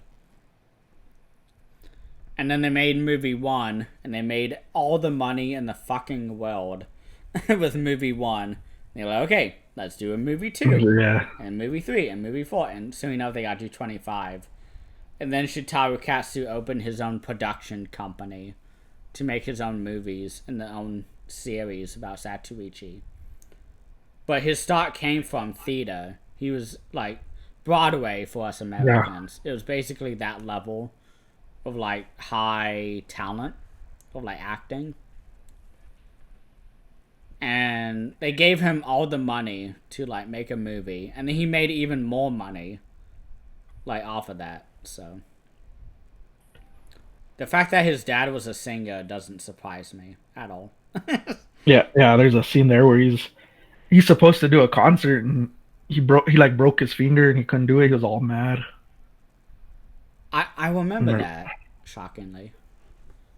Yeah, he's like in a room and he's like, I can do it, and they're like, no, you can't perform. He's getting all frustrated. But yeah, it's funny on the behind the scenes too, because like the scenes you see on the trail where they're walking, like the Japanese guys, they have a station wagon riding in the middle of fucking trail, dude. And they're just filming him, and it's like these films are supposed to be like in the old days, but then you have a station wagon all 70s out driving through the sea. Yeah, it's like, oh man, and he's like, hold it still, you're too shaky. He tells him. Are you kidding me? So many shots of Zatoichi are so shaky. Yeah, he's like, get this, I'm gonna forget my lines. He'll say like that. I've been drinking whiskey all day. Yeah. That's all you see him, man. It's coffee, cigarette, or whiskey. It's just like Peter Jackson doing The Hobbit, and he got sent to the hospital because his entire body shut down. Yeah. You were telling me about that. That's crazy. Do the shimmy slide. That's been stuck in my head all day. Okay. Have mercy on my soul. Man, that's hilarious, man. Dang, we only I couldn't stop laughing at that movie. Oh, I love that movie so much. Oh. I told you it was awesome. I freaked the fuck out when they announced it. I didn't even notice that they announced it. I was just like, wait, is that John DeHart? And I clicked on it. It was like, oh my god, it's John DeHart. Oh my god, it's Gideon. Oh my god. Oh my god. It's just like freaked out. Immediately put money in my account and bought it. Like, that was a no-brainer right there. Yeah, once you said Wings Hauser, bro, I was like, oh man, let's go. Wings Hauser blackout drunk the entire movie. Dude, that guy entertains me in every movie he's in. Come on, do the show. I just love when he's backhanding guys at the bar, just slapping them, and then he just pours his Corona on them. I'm like, oh man, that's epic, dude. It's so funny to analyze each cut of the movie, because the first cut, Champagne and Bullets, is actually pretty competent as an action movie. And then Road to Revenge is like awful because they took out all the nudity and the rape scene, which I'm okay taking that out. Yeah. But, like, it's so bland, like, shockingly. And then Gideon is like, hey, what if we put a black belt on my chihuahua and like had him in a few scenes? And I'm like, what are you doing, John DeHart? You crazy man. Yeah, I wish they had the soundtrack on CD coming in. I would blur that everywhere. all day, every day. You have the shimmy slide on repeat. No, I'd have that really awkward sex song, where it's him and the girl singing. Yeah. That Yeah, that much. I hate that scene so much. It's like slow motion, them having sex, and she's like 40 years younger than him. Yeah. She was something to look at though, let me tell you. Yeah. Well, Grandpa's in the fucking frame, so I can't get into her. It just creeps you out. Takes the whole mood out. I can feel his wrinkles. Oh man. You gotta watch that Red Letter Media episode on. That's how I discovered it in like 2016. Oh man. I'm choking up here from laughing. Good. I Yeah. told you I'm not a Satanist, and I'm not a drugster. Whatever the fuck he says. I bet you're one of those satanic types. It just seems like that satanic cult just comes out of nowhere, man. We love you, Satan. Just like out of nowhere. I'm like, Non-intimidating line ever. Does Hell, this really have to Satan. be in the movie? That's what you should say. But I understand it does have to be in the movie. We love you, Satan. Aw, how cute. It's just bizarre, dude. That movie is a blast. I'm still processing that it came out on Blu-ray. It was lost for so many years, like 20 years, from 1993 to 2013. It was like, I guess the 2020, I guess, whatever year. Yeah. For 28 years, it was lost. Yeah. Whenever Get Even Yeah. came out in 1993 to 2021, so. That's what you gotta love about these companies releasing those obscure titles. Release Killer Condom. Could you imagine a That's the last Vinegar one. Syndrome slip Oh my god, it's just a of Killer Condom? It'd be an embossed condom. Dude, I'd buy that so fast. No, yeah, it'd be like, Vinegar Syndrome's gonna knock it out of the park with a slipcover. Didn't they just get a partnership with Trauma to do like theatrical releases? They need to do Killer Condom. They're doing Dead Girl Scream, which like nobody knows. What's that movie? Yeah. Yeah. What is it? I Let want me to get check that. my Vinegar Syndrome app, Yeah. which doesn't tell me like quantities. I know that's what I didn't like about it. Girls' School Screamers, yeah. Girls' School Screamers. That's That's a definitely Trauma getting. film.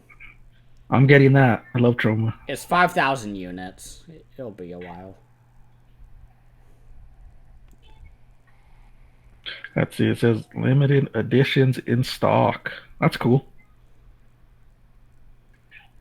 1984, same year as Power Slave, I think. Iron Maiden. Maiden. Satan's Blood. That's a good one. I wish I could list by quantity, but no. I did leave a review on the iTunes or whatever app store, being like, "Hey, Yeah. this is a great app, but can I list by quantity?"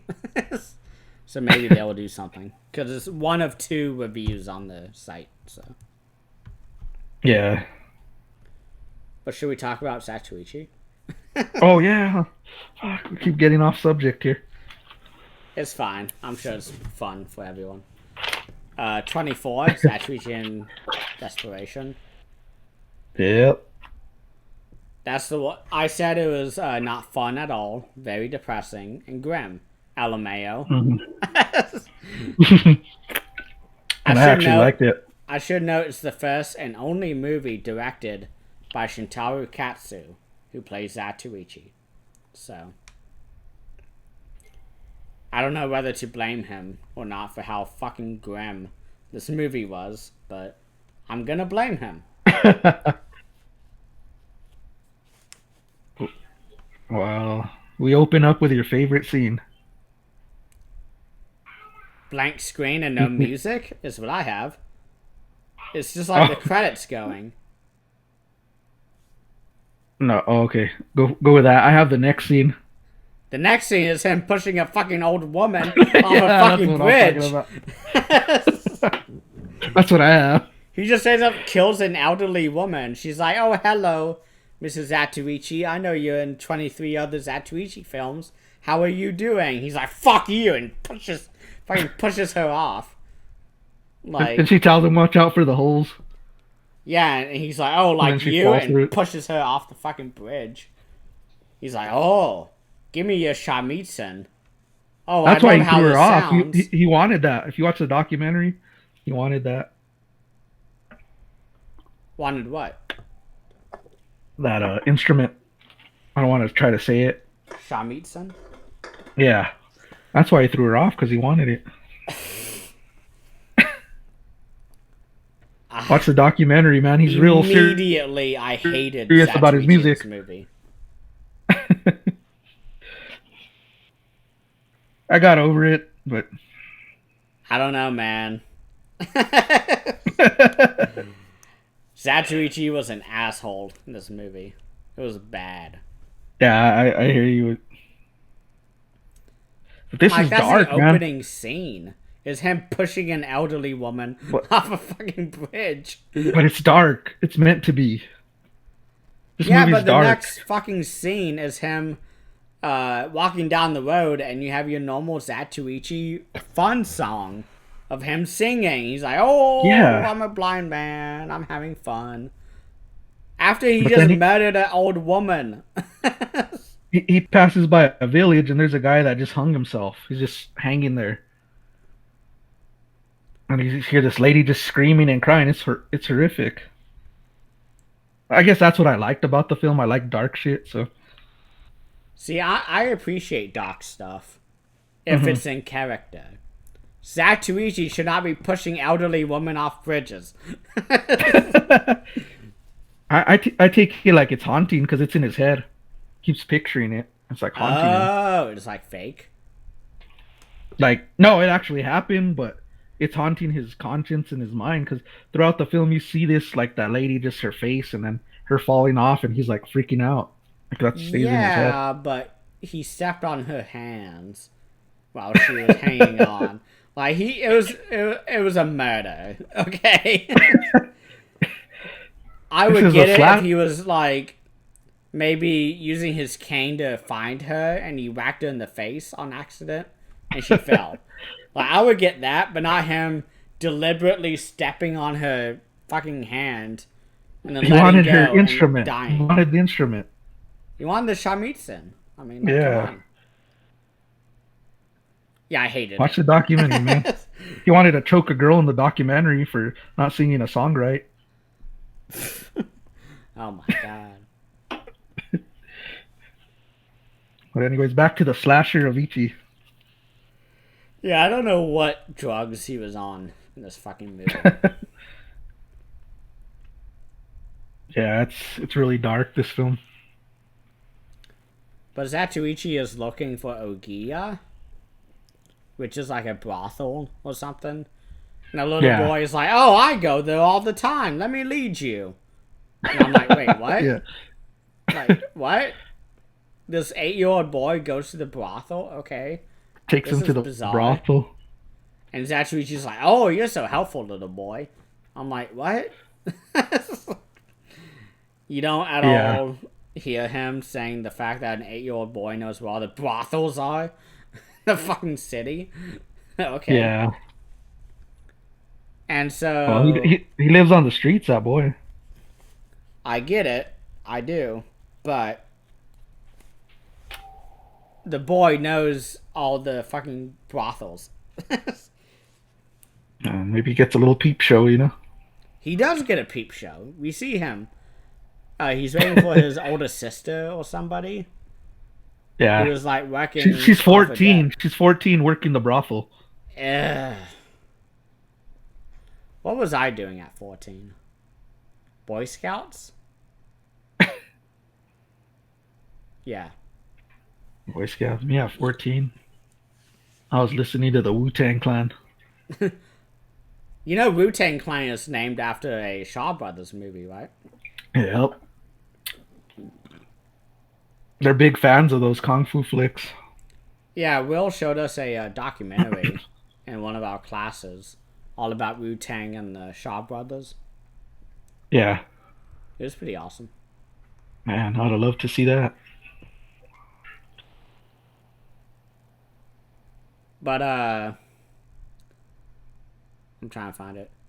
Oh, he's looking for the old woman's daughter who he murdered in cold blood and without any witnesses, so he goes off free. And he's in the couch room, like the futon room, I think he calls it. And two people have sex, like right in front of him. He's like, "Oh, this is so bad." Yeah. Oh, and I'm like, "Shut up! You just murdered an old woman in cold blood, asshole." His ears are even moving. He's hearing the sound. You know, his ears move. Flop, flop, flop. But he But finds Nishikigi, who's yeah. the daughter of the murdered old woman. And he's like, "Hey, how are you? I'm gonna go to a dice game now." And this is when my eyes started rolling to the back of my head, because I was like, "Oh, here we go." And he does his normal scam of accidentally, quote unquote, letting a dice come out of the cup. So everyone's like, "Oh, even, ho, ho." Why won't anybody bet on odd? Because they can see the dice, idiot. And so at the end, everyone tries to beat him up, but he like randomly grabs a dude's balls. Is what I have. Yeah, that was just real odd, man. I was like, okay, this is happening. There's also his head is worth 100 Ryu now in this film. Oh, but nobody does anything.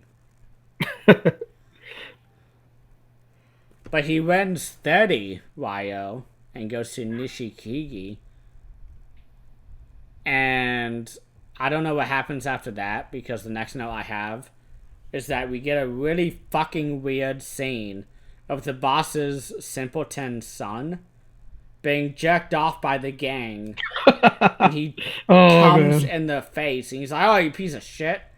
And I'm like, "Why are you jerking off a retarded son?" I was laughing out loud, bro.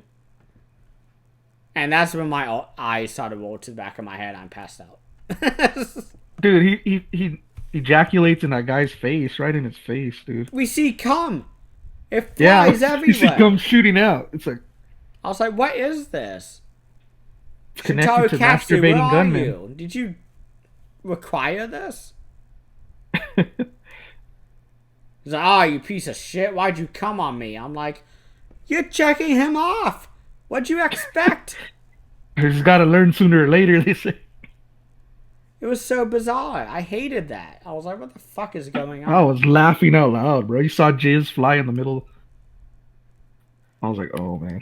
See, I have like a husband, one of those pillow like chairs where you can like set it up and like you can sit anywhere. Mm-hmm. And like I was sitting on and when that happened, my eyes just rolled to the back of my head, and a demon fucking possessed my body and made me go to sleep because of how bad it was, and I hated it. Oh, man. I thought that was hilarious. Oh, I hated it. I don't know, maybe it's the fact that like he was holding the doll and it's like, "Oh, he is thinking like a man now." And they were like, "Let's go help him." And like all of them are jacking him off. And I'm like, "What the I fuck?" couldn't believe jizz hit that guy's face, dude. I was like, oh, man. I was just confused. So the guy comes in the guy's face. Yeah. And then we got like, actually, Ichi actually freed the girl, the old lady's daughter. She was working at the brothel. He with the money he won in the gambling, he pays to get her to terminate her contract, pretty much, right? Yes. But there's one part that I want to focus on before that, where the gang burns all the boats that the fishermen have. And the kid is like, "Yeah, fuck you, gang members." And they beat him to death. That And is it's that sad. That actually hit me in 14-year-old's. an emotional Yeah, part. it's the 14-year-old's younger brother. It's like 7, maybe. It was like really sad. And I was like, oh, okay. Yeah, and it Again, has this movie was fucking depressing. I hated it. it has a scene where the boy and the girl are at the beach, and he's telling her to go in the water with him so they could be together. It's a real powerful moment. And he's like, "I don't want you working that brothel. Our parents died because they got killed. Their parents." So he's like telling her to walk in the water with him and for them to pretty much commit suicide and be together forever. I thought that was real powerful scene. I don't know if I was asleep during that because I don't remember it. It's real sad. It leads up to when the boy gets killed. It's like Yeah, before because that. I saw him getting beat up, like, in the face, and it was like blood everywhere. Yeah, I I was was like, that oh. that disturbed me big time, that scene. If only Ichi was nearby. Because I remember after everything happens, Ichi and the woman, it was like walking by, and like nothing happens. Yes, but it's real powerful. Like, I mean, you actually see. I don't know if this is too forward, but you see the like back to the girl and the boy. You see her go to his coffin, and then she carries him into the water and drowns herself. Oh, does she? So yeah, so she's like, 'Cause I didn't she see says that. before she says before we go in the water, she tells him we can be together forever now. And it's real sad, man. They walk into the water and she Yeah, I was kills passed out herself. by that point because my body was like, I don't want to deal with this right now. That really got me, man. Because like I like moments like that. They're sad, but they build for the thing, the film, which just it doesn't go the way I wanted it, but it's a real like good moment in the film to me. Not good, but like Strong. not good, strong moment, I could say. I highly recommend the movie Harakiri, which is all about that, and I love that movie a lot. Takashi Miike actually did a remake, which is arguably Mhm. as good as the original from the 50s. Wow. And that movie is all about that, about a samurai who is taken down from the rank of samurai, and his family starve and they die one by one to the point where it's just him. His son has died, his baby son, his wife, who like was really strong before getting sick, and his parents die. And so he Hmm. goes to the local lord and is like, hey, I need money, like, whatever. And slowly, throughout the 50 minutes of dialogue, because them sitting in a courtyard with like sand and all that around, they Hmm. talk to each other and they find out they have history. And it's awesome. It's on That sounds right up my Criterion. alley. So, That sounds right up. I like films like that. You have to have a sad story to have a revenge twist to it. That's what I think. see, I love it 99% of the time, but when it's Zatoichi, who is supposed to be like a good guy, and he's like Uh-huh.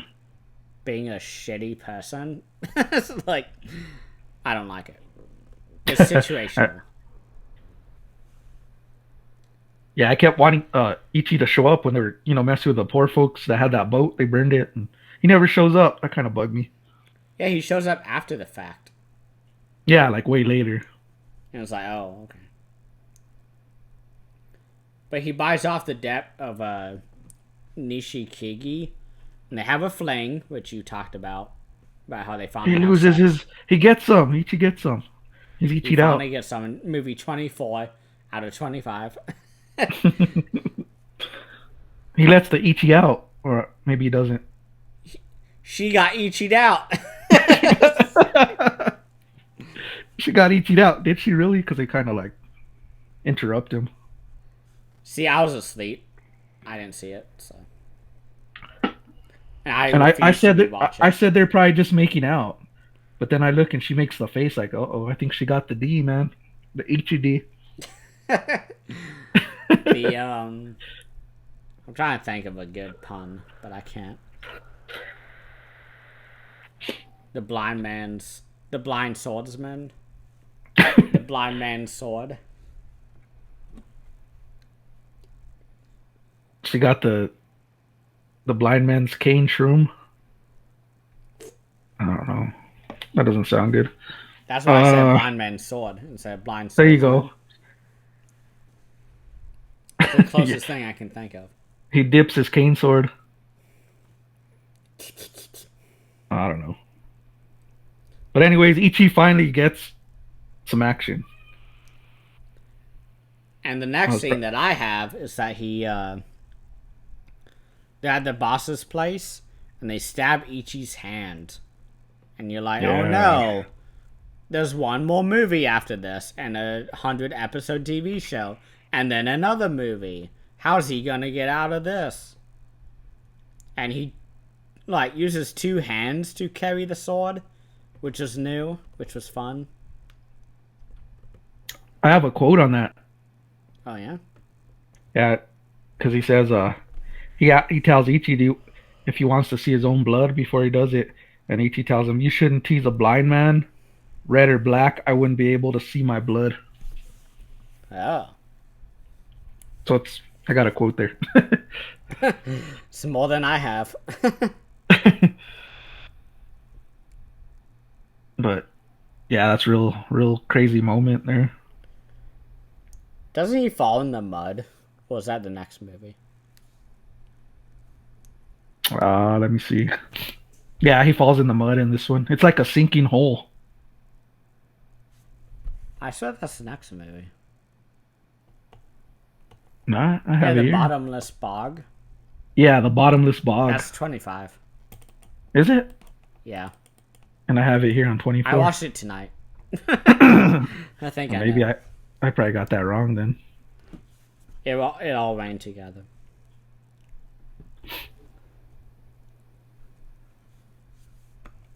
But anyways, I like how he ties the sword to his cloth. Yeah, that was cool. And he starts slicing up fools, bro. He has no use of his hands. He's just and then he'll bite on the cloth to tighten it. It's like, I was like, that was pretty cool. And he does that again in the next movie when he's trying to get out of the bottomless bog. And he throws it and he's drowning and all that. And the woman saves him. Yeah. Yeah, you're right. That's the next film. I must have wrote my notes wrong again. But yeah, he slices it up. You get the blood splatter again. And he kills the guy that killed the kid, bro. I was cheering. I just wrote down that he two-hands his cane sword and kills a lot of people. The one that I put Ichi kills the child killer, slices his throat open. Because he slices his throat.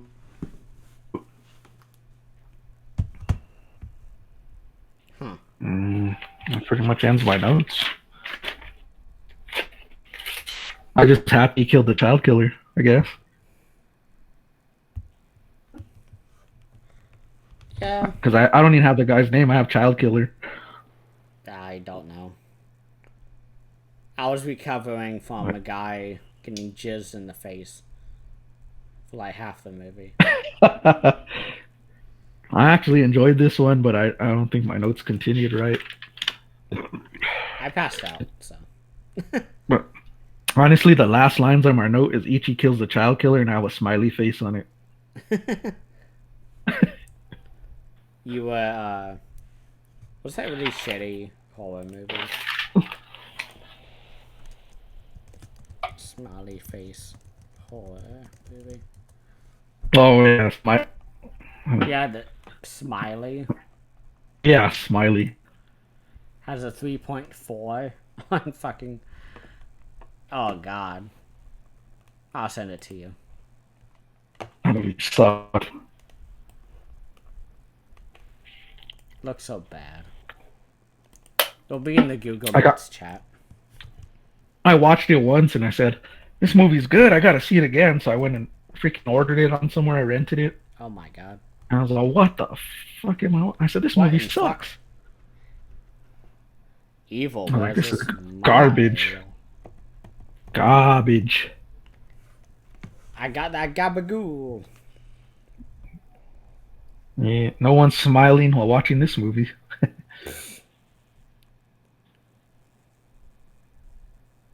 No, there's actually fans of that film. Well, they need to not be in my life. They need to be Ichida out of your life. I don't know. You could tell I'm starting to when I'm drinking. I come up with these real whack cheesy one-liners. You should be like Wings Hauser. Have you ever heard of Shakespeare? Yeah, Wings Hauser, man. Fuck, He's love that guy. blackout drunk in that movie. I love that guy, man. It's That's the like when guy that. I had like 3 or 4 David Dakota films on Vinegar Syndrome, Mm, and Will was like, "Are you trying to be a David Dakota collector?" And I was like, "No, I'm here for Linnea Quigley." yeah, He's like, "Nah, man, that's the sleaziest of the sleaze." man, Quigley, trash, man. Oh yeah. I want someone.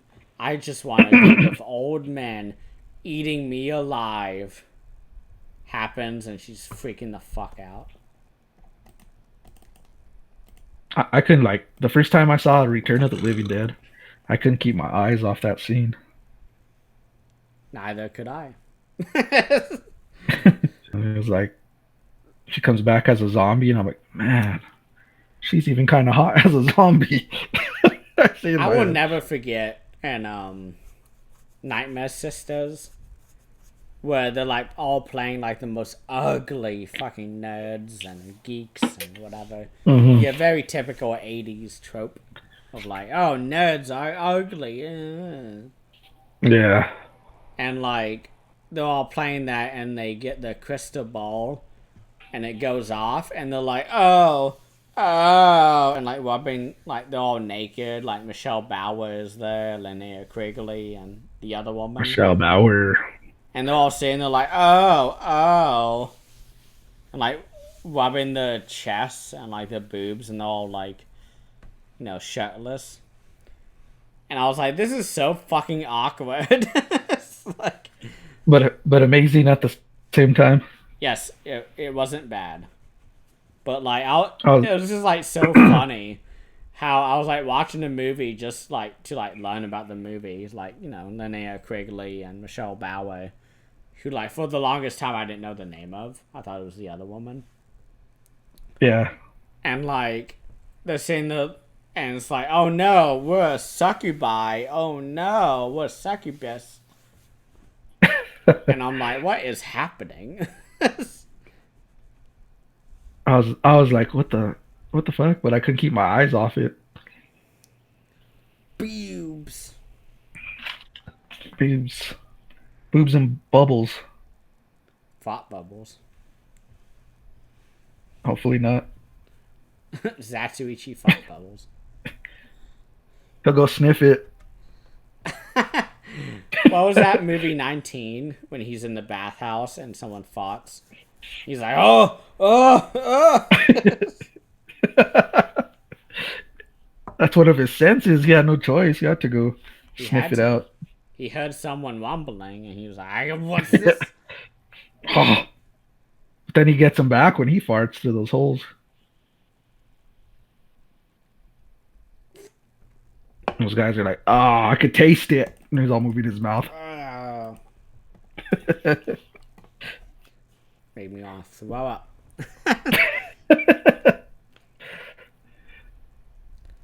So, the final Zatoichi film, Zatoichi's Conspiracy, 1973, initial reactions. Man. I couldn't get into this film. I know you enjoyed it. But... It was fine. I didn't enjoy it, okay? Don't put words in my mouth. It was just okay, okay. you liked it. I You thought liked it was it. okay. It wasn't the best, okay? It was fine. Okay. I did not fall asleep, which is a feat, okay?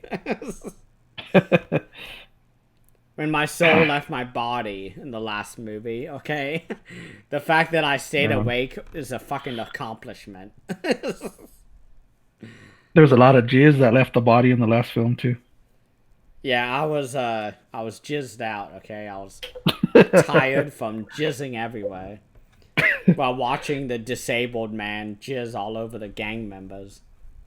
There's the incredible jizzing man. Coming up soon in Marvel Cinematic Universe. You know how Spider-Man shoots his webs? Incredible jizzing man shoots his jizz. It's Spider-Man, but instead of my fingers, I use my dick. Yeah, but it's like, jizzy man, I jizz man. Does whatever you want to jizz to. Sticks to any dirty magazine I can. Just throw up everywhere.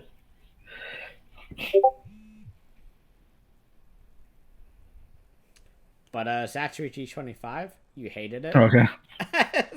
I, you know what? I just couldn't get into it. It was fine. It's not good, okay? I gotta dispel that myth that you were trying to put on me. You were like, oh yeah, you love this. And I was like, no. No, I didn't. not Slow it down. at all. I just didn't pass out while watching it, which is a mark of accomplishment. It's in your top 5. Don't lie. Nah, fuck that. You're kidding me. 1, 2, the one with the 2 boys, that one was good. With the checkpoint. I can't even think of it anymore. I need to go back to my notes. Me too. I know I love the original film. Oh yeah, that one's awesome. But The first part. So shockingly, Takashi Shimura and Tatsuo Endo show back up, according to the credits. And Takashi Shimura is like shitty in this movie. He gets killed like instantly.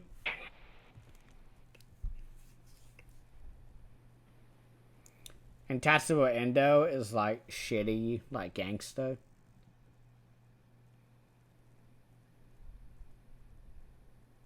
Yeah, you were telling me about them. That's why I rely on you because you could break the characters out. I can't, man. Like their real names. Takashi Shimura is like awesome. Not in this movie, but in general. That's why I go by your knowledge. I'm I the rookie highly here on these recommend the films. film Ikiru by Kurosawa. I'll send you the Criterion link. He is amazing in that. That movie inspires me to be better as a human being. Awesome. It is amazing. I love movies that could be like that, you know? It's all about a government bureaucrat who gets cancer, and he realizes that his entire life is a joke. And so he starts making differences in other people's lives. And so, yeah. Sounds powerful.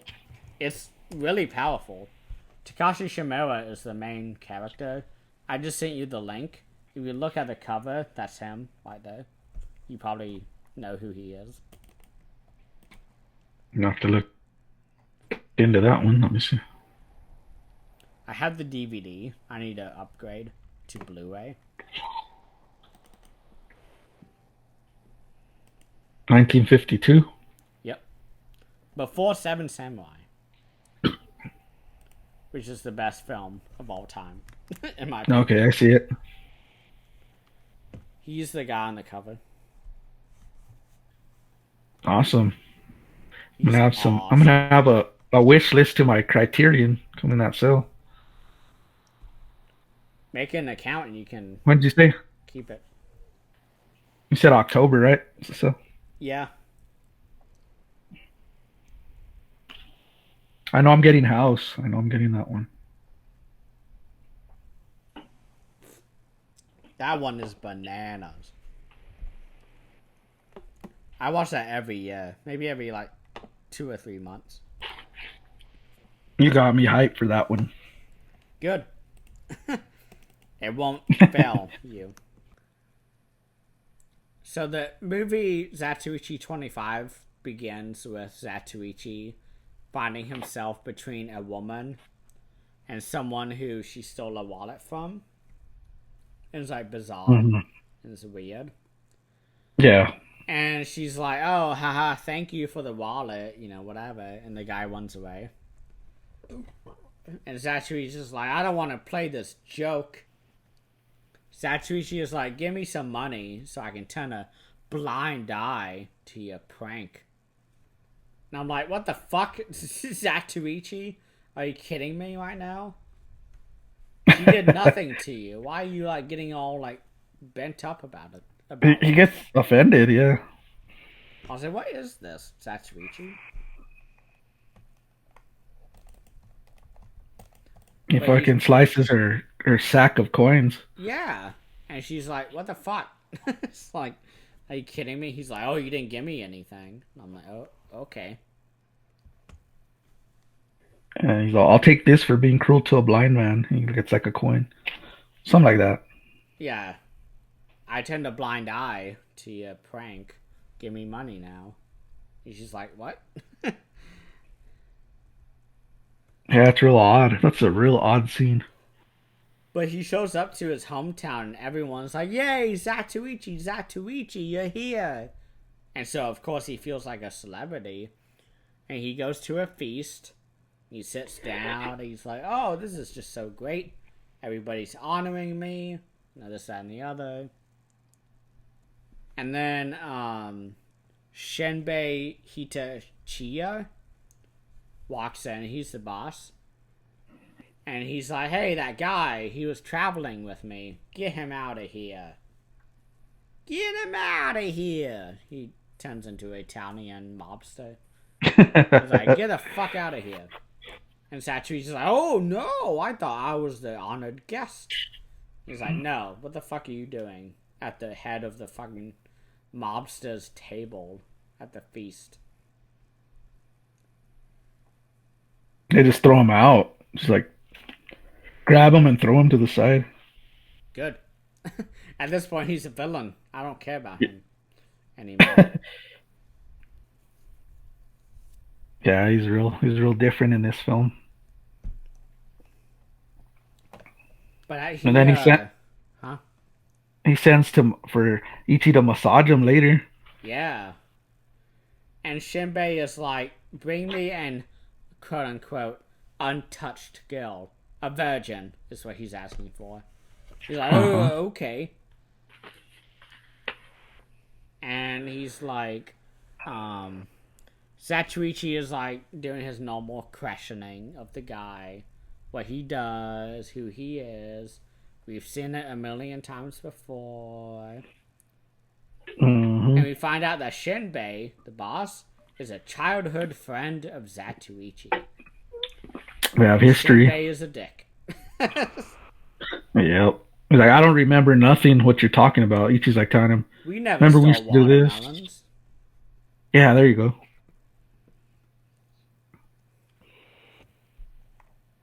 Yeah, he's just like a prick, man. He's big time now. He's successful, and he looks at Ichi like, you're a masseur. You're like at the lowest thing, just shut up and listen to me. Like he treats Ichi like crap. Well, I talked about in the first episode about how Zato, which is the title, means like lower class masseur. And Ichi is his name, so his full name is like lower class masseur Ichi or whatever. Oh, okay.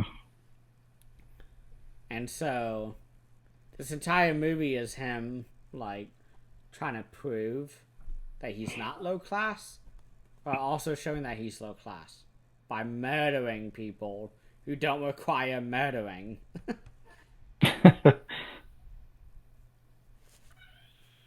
Yeah, but he does meet a girl named Omiyu, who treats him good. Yeah. Omiyu? I'm bad with these names, but Omiyo?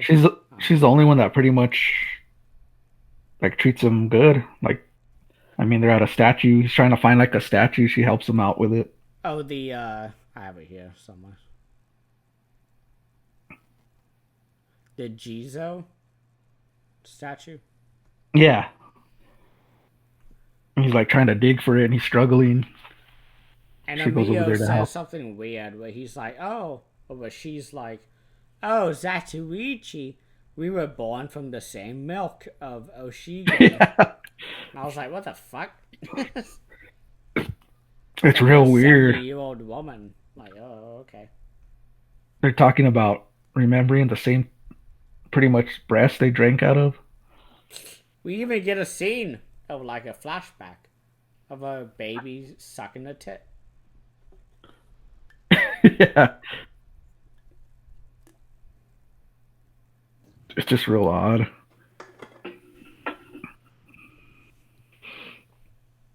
Yeah, and Ichi's trying to find Oshigi's grave, Yeah. which he is it a he or a her? I could never figure that out.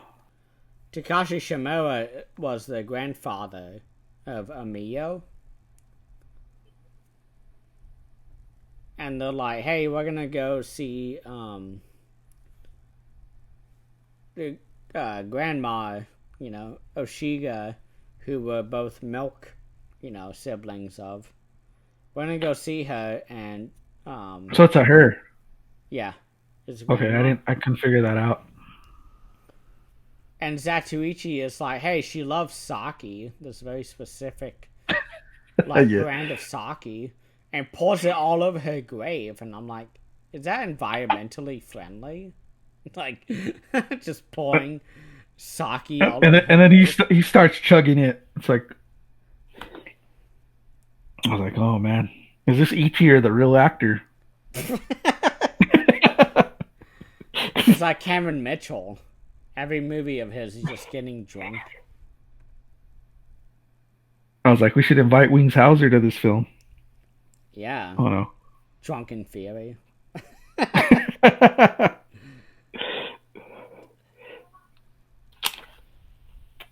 Yeah, and then he goes back to the house where he was raised at. It was like these lines where they had his height when he was little. Oh, were they? I didn't see that. Yeah, they go back to the grandma's house and Ichi's telling the girl that's where they had marked him when he was growing. He shows her the sign, like the line they carved in there. I don't remember that. I guess I fell asleep. And she's like, "Oh wow, that's awesome." She's like, all into Ichi. Of course, he gets the women, even though she's calling him like a brother. Like a stepbrother? Like a step brother, and they drank off the same tit. Yeah, that was a really bizarre, storyline. Yeah. But, Yeah. they go home, and the ruffians from earlier show up, and they're like, oh, Amiyo is not pretty. Why don't you date our sister? And Zatoichi's like, nah. I like Amiyo. She's hot. And Shinbei and the gang show up to Takashi Shimura's house. It's like, hey, we want tea. And fuck you, we're gonna kill you. We don't give us tea. And all this stuff. And they're not giving him any tea or hospitality. And so That's why I liked his character. Yeah, and so they leave, and Zatoichi shows up, and they bend over backwards for him, the entire time. It's like, oh, you want water? Here's all the water that you want. Whatever. And Ichi brings sake over there for him and the old man to drink. Poured it into the grave. Yeah, I guess he had some leftover. But we find out that the boss, Shinbei, is wanting to dig up a big gold deposit, which is like a Western, Django. Yeah. And is charging everybody a lot of money. And so Zatoichi is like, I'm going to play a dice game. And of course, he exposes them as cheaters. A guy says, hey, you must be Zatoichi, star of 25 films, including this one, where you repeat your own tropes every movie, because that's his reputation. Mm-hmm. And Ichi is like, hey, Tatsuo Endo, guy who has been in every movie with me, lead me to the corrupt leader's house. And he rants for like a while. He cuts his hair off, and then Tatsuo he puts Endo? that. He cuts the dealer's hair off when he's gambling, and there's like dice in it. Oh yeah, he shows the fake dice or whatever. Yeah, I was like, we've seen that before too. Not with dice in it, but we've seen him cut some hair off. No, we saw dice. Was there dice too? Let me check my notes. I can't remember that.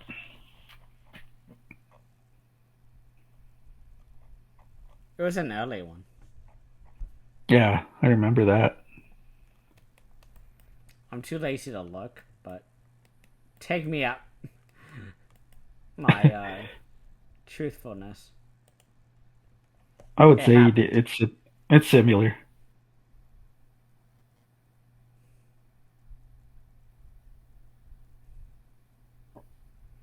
But Amiyo is captured by the corrupt magistrate, and Takashi Shimura is like beat up and killed. And I was like, oh. He's like the best actor in fucking Japanese history, like film history. He's killed by being punched in the face. Yeah, and then those I call them the thieves. They're those guys that pretty much hang around. They want to kill Ichi because they find out he has some Ryu on his head. They want to get the money and kill him. And like everyone's like laughing, like you're gonna fail. Are these the guys who spring a trap on Zatoichi by collapsing a bridge on him? He falls Yeah, into the yeah. bottomless bog. Well, the same guys, yes. So I call them the ruffians. Okay, I call them the thieves. It's the same. So I don't know. I couldn't explain it. So sounds about right, both. Because Zatoichi is like drowning in like the mud. And one of the women who is part of the ruffians comes and saves them. And so She gets the conscious. Zatoichi shows up like a random gang member's house, covered in mud and looking like a mean motherfucker. Is like cutting down everybody. And that's the last thing I have.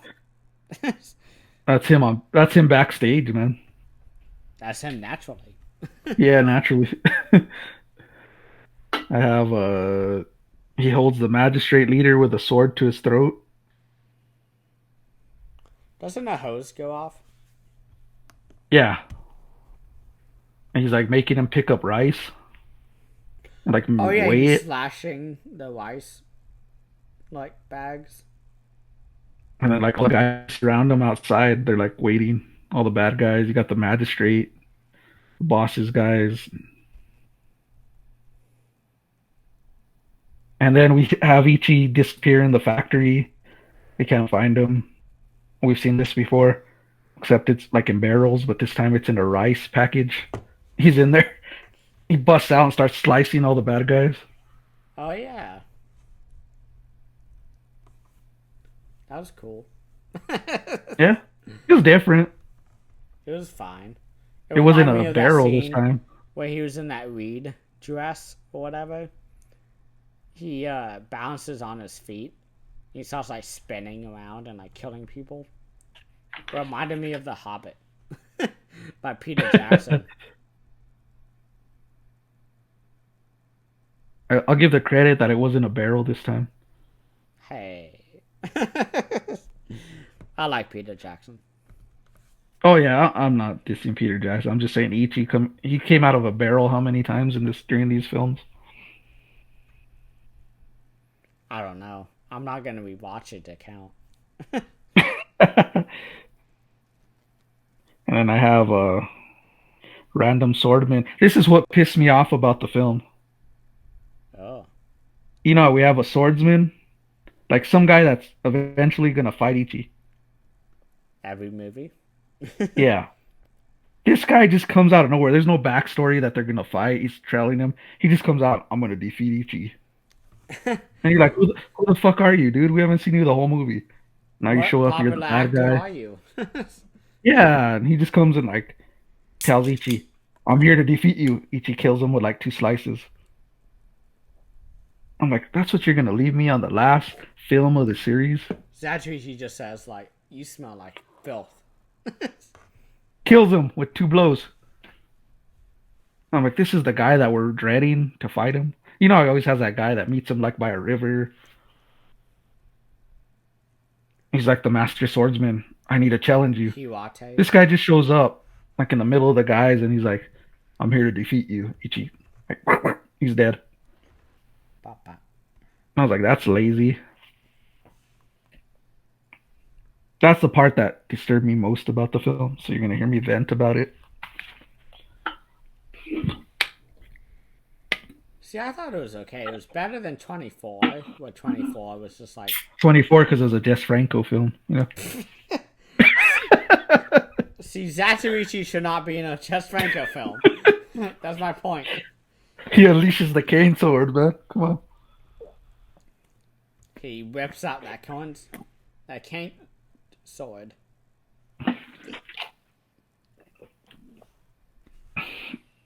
Well, that's all I got on notes there. Same. Fuck. Anything else? Okay, I got one more thing. What is it? He's fighting the main guy. They were childhood friends, whatever. Yeah. He's gonna kill him. Feel sorry for him. Oh. He walks and the guy runs and falls on a sword. Yeah, that was awesome. I didn't like it. I thought it was lazy. Man, I guess we have different thoughts. I said, that's how you're really gonna end the film. I mean, why don't you have like? You could have him and Ichi fighting in a rice pack, and like he gets his head sliced off or something. You gotta remember that this isn't the final movie or appearance of Zatoichi. Like, this just happened to be like, oh shit, we have no money. TV series, yay! I understand that, but so like, it left me wanting more. That's the entire final movie, though. Yeah. Because I really got into it. I was like, he's going back to his hometown. This is cool. Yeah, I thought it was going to be like a full, like, come around. Let's hear his history. Wow, you've lost your humanity, Zatoichi. You're a killer. You know, whatever. But it goes nowhere. It goes nowhere. Yeah. I don't know. I guess I was expecting a lot more. Hey, man, there's no Hiwate. Deep dives exactly. into character struggles. They should have brought him back. At least he's back from the dead. He's a fucking zombie. He showed up in what, movie 9 or something? Movie 10? Yeah. He's a zombie. He's like, I ain't drinking no more, man. I'm here to eat your brains. I don't know. It was a letdown for me, but like you said, it doesn't end. I was expecting, I guess, a finish to it.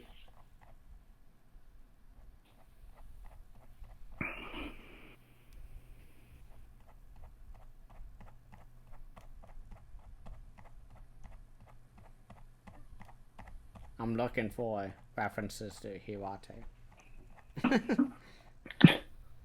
Oh, 13.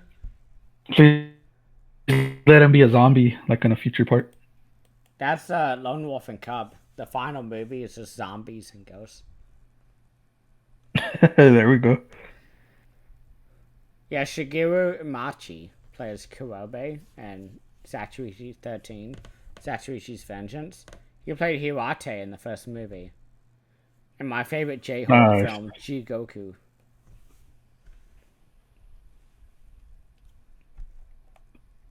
Yeah, I like that character. Hirate was my favorite. He was great. Do you have any general thoughts about the series before we wrap up? I'm going to say that I enjoyed the series overall. It's one of my favorites. But it did have its ups and downs. There's like some that you're like,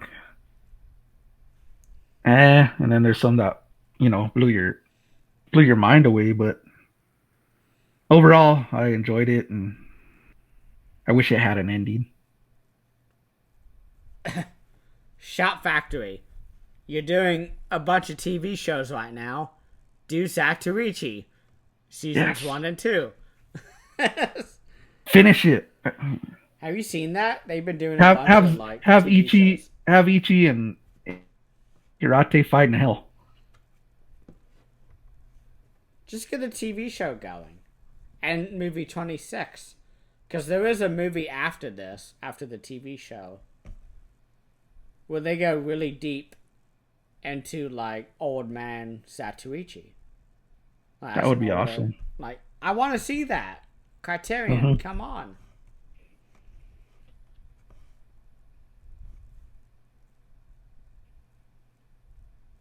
Yeah. I don't know. It just left me unsatisfied, I guess. Again, But they I still like the series. Nothing yeah, against it. yeah, definitely. They definitely lost money as they went along, and that's why they ended it where they did and started doing TV shows instead of movies, because movies take a lot more money.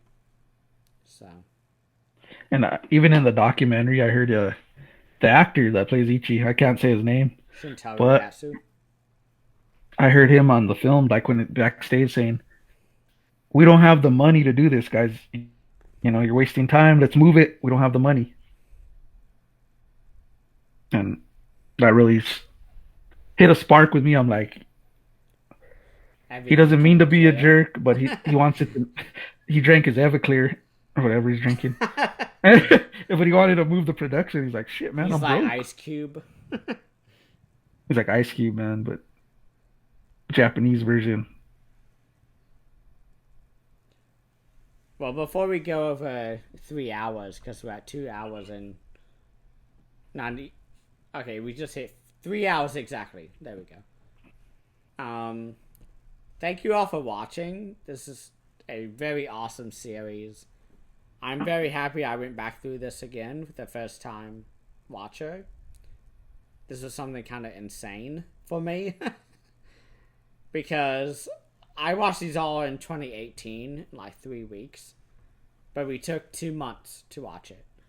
And it was really something, in my opinion. But, let us know what your favorite movies are. I mean, we're done now. We don't know what to do next. Yeah, We've talked about various series, but we don't really know. Because each of us have our own niches and, specific, genres that we stick to. But this is a really great bridging of, exploitation and your, classic samurai genre from Kurosawa and Obayashi and all of them. So, yeah. man. Thank you for having me there, Christian. I'm really glad you introduced me to this series, man. I really liked it. It's in my top of the series, and I'm still slowly getting into this genre of samurai films, but it's been a blast, and I just want to say it's been a lot of fun. And like you said, let us know your favorite films from the series. We'd love to hear it. There's 25. There's a lot Yeah, to choose from. there's a lot of variety. So, I but mean, that's what's kind of amazing about this series, is that there's a lot of variety. I mean, if you look at the Avengers, there's a lot of variety in that too. Where you're like, oh, I don't really like, Captain America. Okay, I like Thor though. I like those movies. Okay, I also like Iron Man. You know, and with Zatoichi, it's like, oh, do you like gambling? yeah, Do you like him fighting in scenes of darkness? Do you like films with Zatoichi where he's protecting children? You got it all. I mean, it's really yeah. interesting. And you have guest appearances by others. That's pretty cool. In the last 5 movies specifically. One armed swordsman. One Armed That's my Swordsman, highlight. Yoshimbo, Takashi Shimoa. Who else? I don't know, but I can't say names like you, man, but I'll say the doctor. Did you mention him? yeah, Takashi Shimoa. Yeah, he's Solid awesome. character.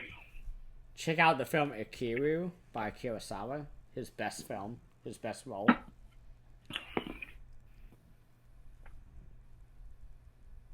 But Hirate. Let's go Hirate. Yeah, Hirate is probably the best villain.